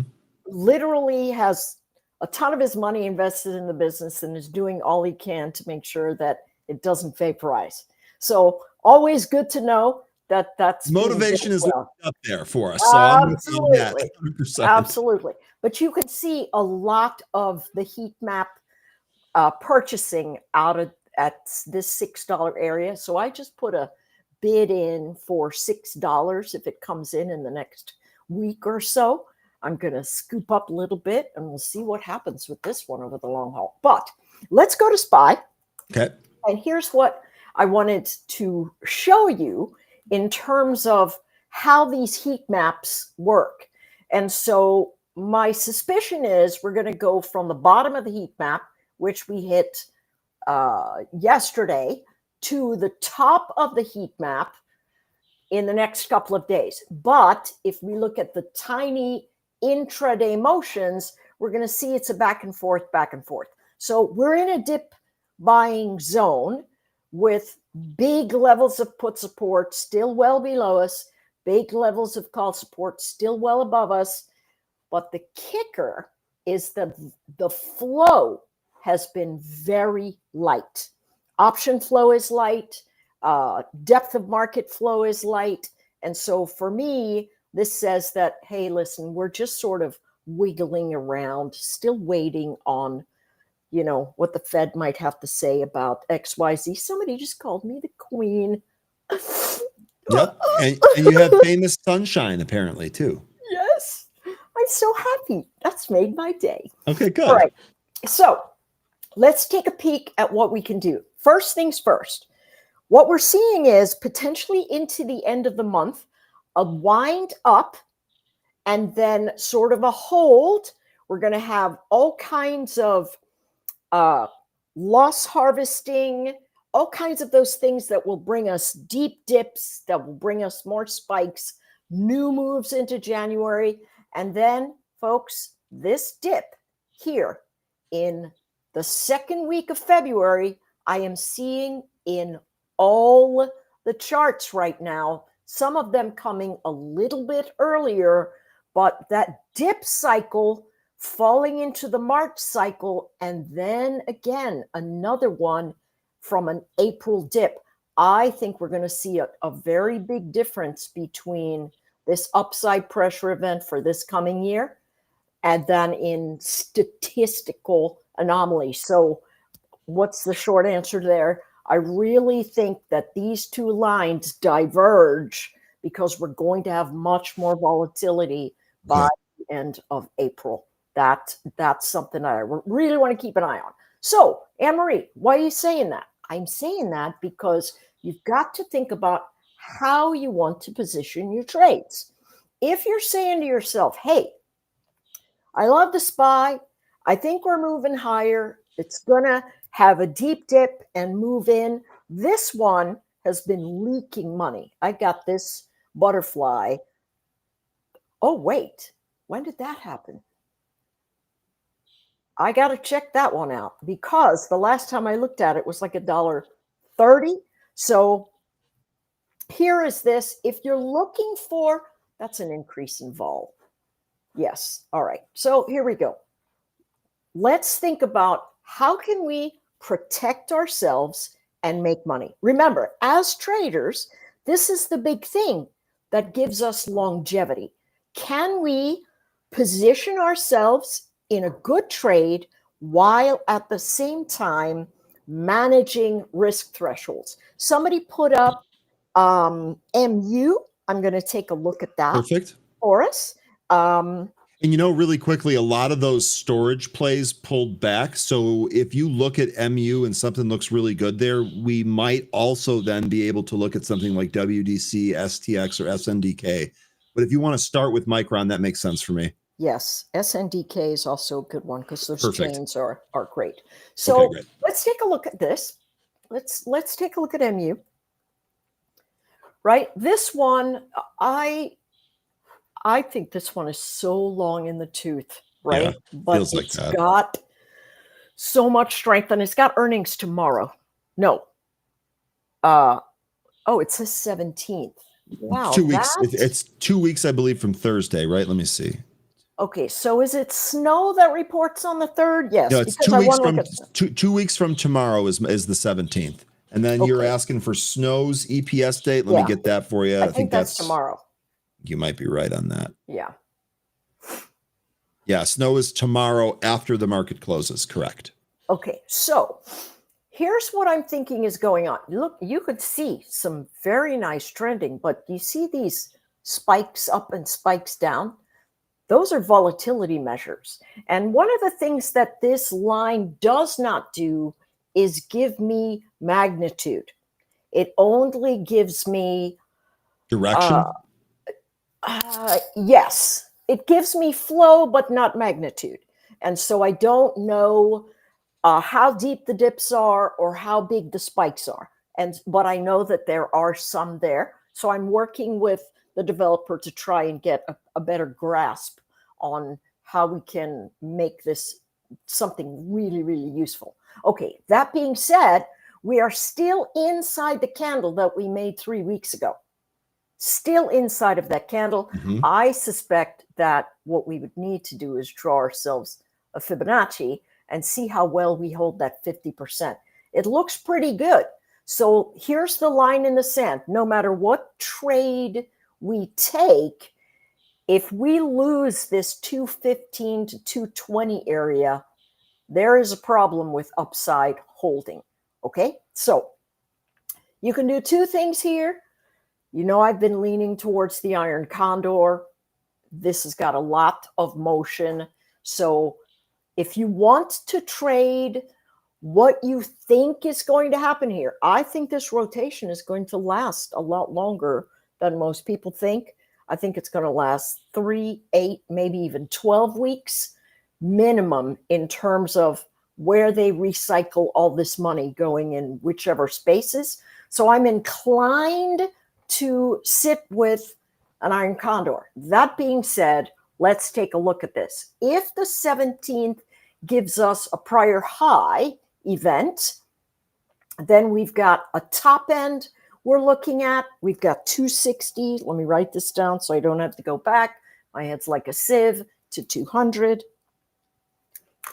Okay, so let's go. And first of all, let's think to ourselves, what do we want to do for a call event if we think, hey, these guys are going to run up, right? I do not believe the broad market is sitting in that kind of space, but let's just look at where the call wall is. The call wall is deep in the money for January. It's at 200, okay? So let's see where the next gamma line is. The next gamma line is at 250. All right, 260 is where I see resistance. So if we are looking at an iron condor, we would look at the 260, 270. Perfect. 200, 190. It's going to give us almost half the size of the spread. That's fantastic. Now you're generally looking for 20% or more. This is almost 50. Yes. Yeah. Okay. That's really good. Very nice. So let's say now you're thinking to yourself, well, wait a second. What if it moves? What if it moves in a general direction? Can I play that game and use the credit that I've got here to make some money? And so what would we do? We'd need to have the middle strike to be the same short that we have at the 200. So we could say 210, 200, 190. That would be 83 cents. Okay. If we're looking for downside pressure coming into the bottom. And if we're looking for upside pressure, we can look at 250, 260, 270. And that one is 60 cents. So if neither of those butterflies hold, you've got yourself all the money for the credit here. If one of these butterflies hold, what you'll have yourself is all of the credit here, plus another $1,000 on the upside, if these things run into their targets. So great way to make a nice heap of cash if you're saying, hey, if it does nothing, I'll make money this way. Mhm. If it moves in the direction by what they are thinking, right now they've got almost $50 in here, but that's not where the walls are positioned. The walls are positioned $30 away. So we followed the walls, the call wall and the put wall, rather than the implied volatility. And so that's the big difference here. If you are looking to follow the implied volatility, the strike edges would be a little bit wider. Okay, we're just following the call walls here. So yeah, that looks really great. Let's take a look at snow. Snow's interesting. I didn't stop to ask questions. Were you supposed to? Yes. Did you have any questions about that Micron trade? No, there were Okay, no. great. That Okay, everything great. was good Great, there. great. I did have another compliment though. I missed your Saturday Benzinga Bootcamp segments, so maybe at some point we should fire one of those up again. You're just that's you're been getting a a hot ton. minute. I know you're getting a ton of compliments today. That's good. That's a good day for I Anne needed Marie. sunshine. It's a little bit gloomy out there, and there's people above me and below me doing construction, and so these are very happy thoughts to come to my Okay, mind. good. So notice the negative seasonality on snow into next year. It looks horrific, absolutely horrific. does. So what's interesting is the last time I did that, it came right into this. These are not new lines I've drawn. These are the same old lines that I've been watching as this moves forward. And so what I see is a potential sharp fade post earnings, which means if it bounces, it's likely to sell off. And if it fades, it's likely to continue, right? Now, what's the fly in the ointment? Well, the fly in the ointment is this great big weekly wave that has held on since 2022. And for the first time in several years, it's out of this box. And so what do I expect this box to do? Well, I expect it to fall back into the center and then potentially break out. However, if this holds, there is a measured move that could take us all the way back up to 377, but that could take several months, right? And so that's something for us to be thoughtful or mindful of. Earnings definitely going to do something. It's either going to bounce and then fade, or fade and a shallow bounce, which is continued failure. So my thought is, one, see if we can position an iron condor way out so it doesn't give us any too much trouble if it expands, but then a directional motion that could make us some really nice cash. All right, so first target test directional motion, I think, is 215 downside to 200, and then upside we're looking at 277 to 300. 277, 300. Let's see what we've got. Okay, I have a back ratio in here. I'll take it off. All right, so my thought is this put action here, 220, 200, 180. I really like this one. It's about the same price as I took it maybe 2 weeks ago. So that gives me some pretty nice downward flow. If I want to look at a February iron condor, this is also $50, but let's see where the walls are. Put wall at 210. Okay, so that's $50 away.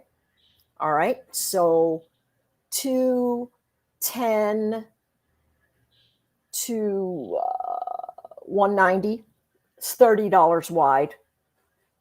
$20 wide. Sorry, there goes my math. And then the wall here is 310.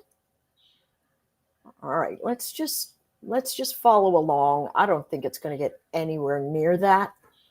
So remember, what I want to have is at least 20% of the range. And so 20% of this range is $4. We get $5.67. Pretty good. It takes us,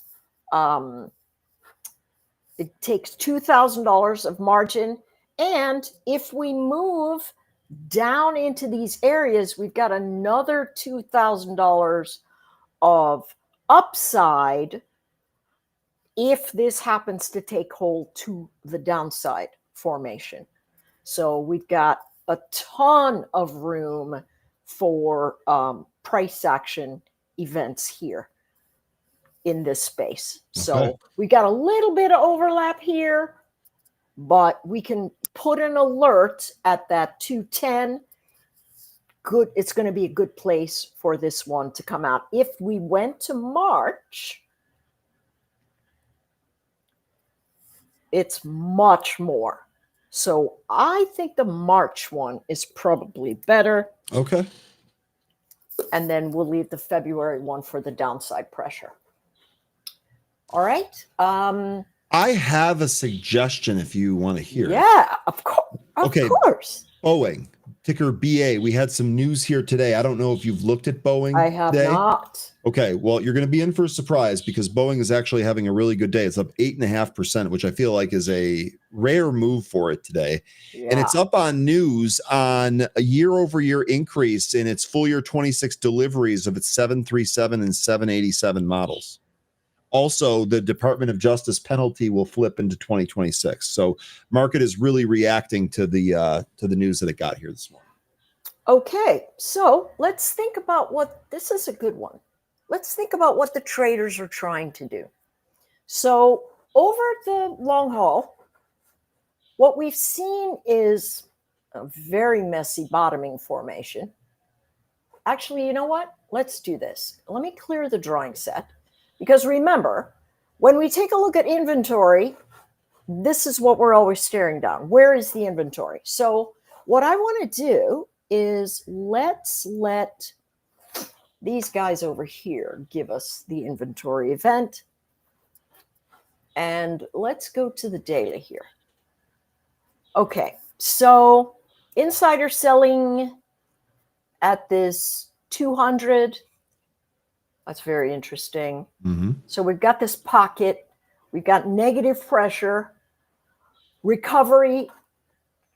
I have to say, full disclosure, I am terminally disappointed by Boeing. If I go long, Boeing rips my face in half. If I go short, Boeing steps on my neck. That sounds like my Tesla. That's like anytime I tried to trade Tesla, I would go long, it would get smoked. And if I tried to buy puts or whatever, I'd get absolutely melted. Yeah. It's just, there's some charts that just don't. Yeah. All right. So here's what we're seeing. From a weekly perspective, what this chart has done is move from high heat straight through low heat back into high heat area. So there's a possibility that this chart could run over the next bit for another $20. They could also come back down into the edge, right? What we see with this chart is that it does have tendencies of upshots, and they really have been trying to hold the floor. And all of this is big money institutional accumulation. That's what all of this is. So I think we might have ourselves a trade to the upside here. Okay. So let's take a peek. Where should we look at? All right, our seasonality tool here gives us pressure into the Santa rally, a fade into the next earnings, and then a little bit of sticky action here. So let's assume this is the wave. they're working on, right? This last impulse wave down from low to high. And here it is sitting right at the 50% marker.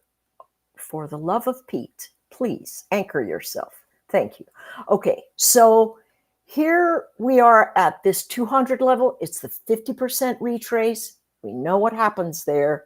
If we hold it, we're up into the next body of accumulation. And that's going to be all the way to the 210. We saw a heat map event right there. We have to give this chart time in order to do that. And so let's take a look at Feb, see if we can get something on the cheap that gives us 210 to 220. Let's take a look at that. Wow, it's been a while since I've traded Boeing. Enough time for me to forget the heartache. Yeah, that's true. And but also maybe we finally have a new setup that might actually be worth a damn this time around. So there we go. Oh, here is the wall. Beautiful. We see it in two places. Oh, yeah. We see it on the seasonality space and we see it on the heat map.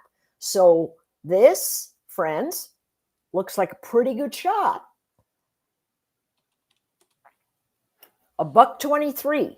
Now, you might go, well, I kind of want something cheaper than that. If you're so inclined, you can shift it down $5, puts you outside of that range. So you'd go 215 to 225 to 235, and it's $1, right? So here's what you could do if you're thinking about something bigger and you're saying, hey, this might actually run, then you take an introductory position, you see if it fades, because we are going to fade, folks. The volatility intraday is going to give us wicky price action. Nobody big is there to support us underneath, and nobody big is there to cap the top. That's what institutional motion does. It caps our bottom and it caps our top. And right now, very thin institutional motion. So you could buy this for $1 and then maybe you could put out another one for 60 cents. See what kinds of time you might have on your side. Now, if for happenstance you give yourself, ooh, there's another one. There's this wall at 255. That's very interesting. What do we have these guys doing here? If you are saying, hey, lady, you and your butterflies, no, you can do the 230 to 255. That's a $2,500 upside move for a tenth of the price if you think it's going to run. If you're into that, there you go. For me, I'm going to be looking again. I want to see iron condors. They're only doing $30, and there's a lot more. There's a lot more motion there. This is 20. I would say 180 to 170, and then where do we have it? 240 to 250, and that would give me $3. Right? Which is 50% more than the minimum that I like, which is $2. So trying to figure out ways where, hey, if nothing happens, I still make money. But if this actually runs to where I think it's going to, I'm going to make a pretty nice dividend off of that. Okay. Love it. Really good stuff here again, Anne-Marie. Yet again, another great Tuesday here. All right. You good for Friday? Yes. Okay, beautiful. So we'll have some more stuff to talk about on Friday. Maybe we'll look at SanDisk and all of that stuff coming in. Perfect. That would be great. All right. Anne-Marie, have a good one. We'll see you on Friday. Take care. That is Anne-Marie Band. Folks, that's going to do it here for today. Nothing else after us, so we're done for today. We'll be back at this again tomorrow. Remember, be sure to check it out. We got a segment with Liz and Jenny from Tasty Live. Should be a lot of fun. In the meantime, though, stay green, stay safe, stay focused. Enjoy the rest of your